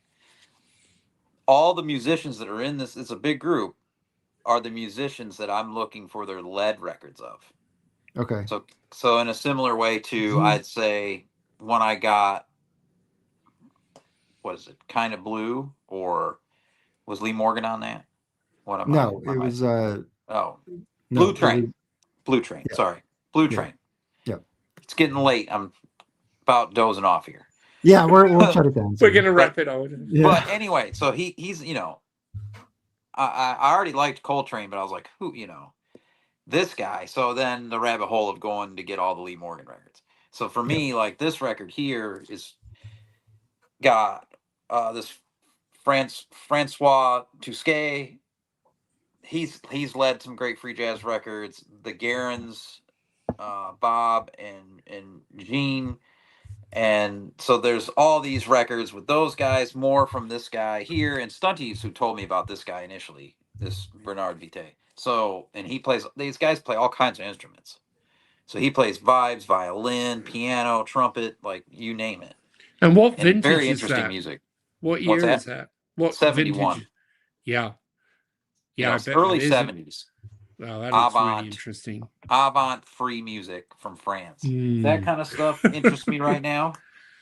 I have stuff, I have, the Palm label would be great to find stuff on, but that's pipe dream type shit. But you could find, do you have any Palm? I have I have 2 original Palm records. That's it. That's all I've ever found. And I can show you one. It's sitting right here beside me. It's in the this one. Mark, are you familiar with Palm? No. So this is an original Palm, Frank Lowe, The Other Side. I saw this one. I found this in a record store in Virginia. Very very hard to find original Palm records in the States. Mark, are they French or American? These are original French presses. So Butch Morris is on cornet on this, which that Butch Morris is what led me to this record. I knew Butch Morris before I knew who Frank Lowe was. Yeah. And then, I knew of this record, but it took me years to find it. I was already getting, the Lowe with Rashida Lee well before this, but I ended up finally finding a copy online at a store in Virginia. Jeff Gilson did it was Jeff Gilson's label. He did almost all the recordings. And all this stuff is great, especially there's stuff with this band from Madagascar. I need all those. I have the reissues, but I want the originals. But those are kind of pipe dreams, like getting original Stretty stuff nowadays in good shape. So this is that one. Just mark for reference. Let's see the original. So 73 original of this one is. Oh God, Jesus. So there's, I guess, no sleeve. So anyway, it's expensive. So this one is great. But yeah, those are the music is the big draw on those. Because I have all these this whole grip of. I mean, these are all the SoFlake continues. So yeah. So Mark, SoFlake continues. Butch Morris is on this one. SoFlake continued. Hold on. So for those who don't know, SoFlake Continue reissued the Palms. So these are all Palms that were reissued in the past couple of years. Jacques Thelot, fantastic drummer. These look wonderful. Yeah, this is a great one. But these ones with the Madagascar Now stuff, this is the saxophone playing from these guys is just off the charts. Do you have to import these from? Do you have to buy them from France, or are they distributed in this country? They're distributed through Dusty. I got them all from Dusty Groove. Oh, Dusty Grooves, yeah, in Chicago, yeah. This is probably my favorite one. Yeah, this one with Gilson. I think he's playing piano. The saxophone playing is just. It's so freaking amazing. And it blows your mind, I think they were from that island, and could jam like that. And then the Bikita, this was the big one I got. I got this one actually in Denver at Wax Tracks. It was on sale for like $20. Yeah. Oliver Lake, Nana Vasconcelos is on tablas. This is some prime free jazz. But if I was to find any of those originals, that'd be a great day in this house. But that's I'm not Joe Analogue Archive over here. So before we wrap it up, Mark, what areas of interest is there any exploration right now? Is there any focus? Yeah, well, I had this experience. So my problem is just time and energy. Yeah. I could spend all day every day doing this. I had this very interesting experience, but I'm going to be making some videos on my channel about it, where this friend of mine who's a dealer called me up and said the widow of one of my former customers, he died. She's got all these records to get rid of. She just wants to get rid of them. So we go to his house. God. And it's the most extraordinary collection. And it's currently, I walked away with about 200, 250 records. Nice. Ton of monos, a bunch of desirable early stereos. And I'm, they're just sitting in piles here. And Classical? yeah, all classical. Yeah. But some really, I'll just grab some choice cuts, right? I'm just going to grab, so this is what I'm suddenly seeing. And what's wild, a lot of good listening ahead here, But I haven't even begun with this. But he bought nearly all of it. In fact, nearly all of it online or through a dealer. So with every record, he has a purchase slip and showing how much he paid for it.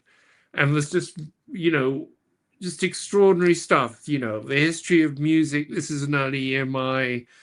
A ton of monos. Something I've looked forever on Samay, doing Tchaikovsky.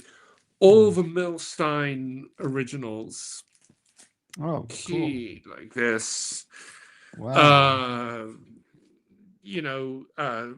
Deutsche Grammophon large tulips. Another very desirable London. The large tulips of the first presses, correct? Yeah. And these, this Richter, direct import, stereo red label, more Londons, it's just ridiculous. But then some really weird stuff, like there was this box set, which was like an 8-record documentary made for public radio about Stravinsky, but it interviews all his collaborators. So it's all these really famous people. But, to clean this stuff up and do it all. But I'm going to make videos about it.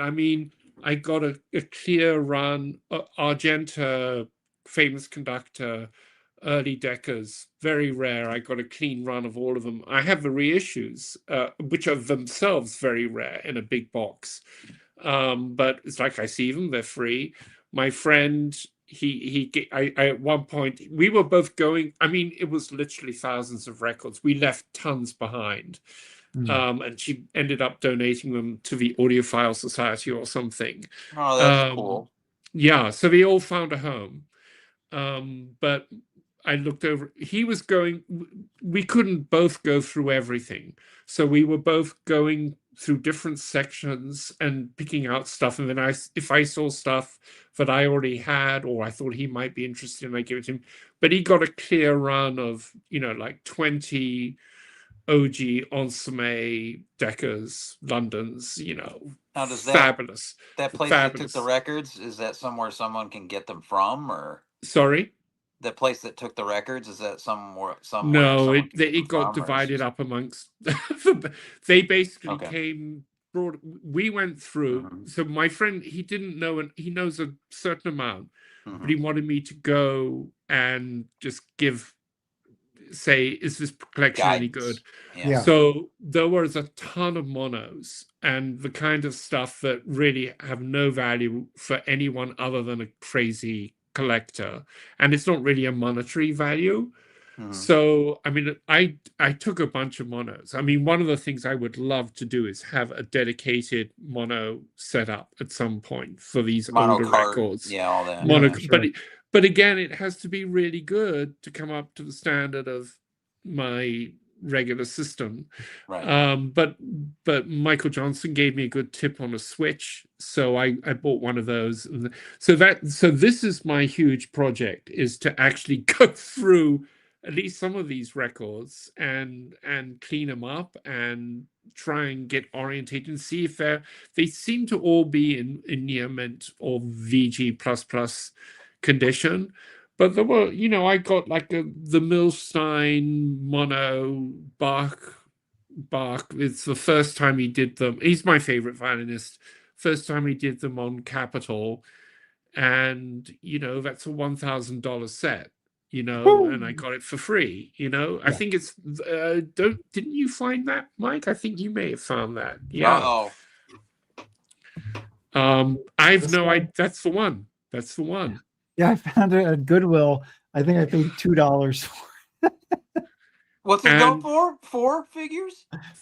Yeah. It's up there. It's up there. It's up there. Is that one of your most valuable records, Mike? It might be.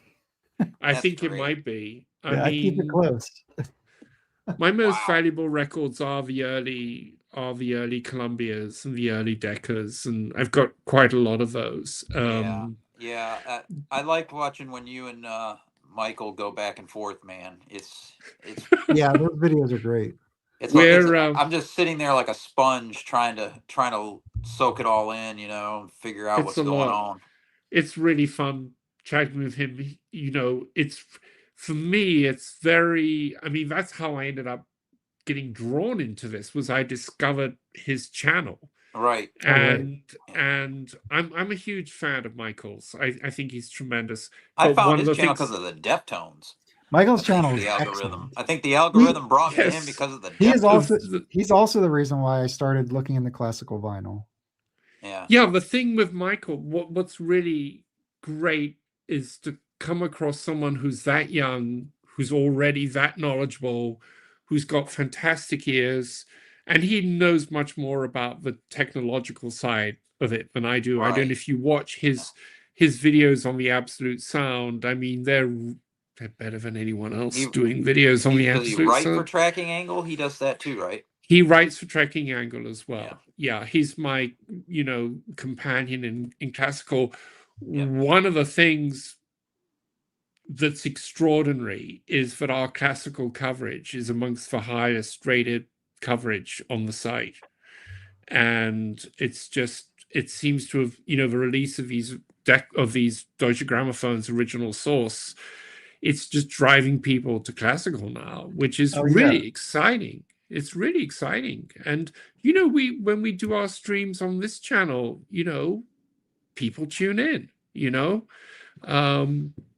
and Greg with his store, he's selling. He's doing great. It's a great store. You've got to come visit. I had Dom call him because he had an Abdul Malik record on the wall. Oh, okay. And he struck out because he had sold it right before Dom called, I guess. I'm telling you, I went through that store, and I'm gonna have to go in a second. I would have had to. I could have bought it so much. Yeah, I need to run too. Let's shut it down. Same. Mark, thank you so much for coming and talking Neil Ardley. Just a reminder for everybody, I dropped a link to Mark's article on Tracking Angle, so you can go and check out his review there.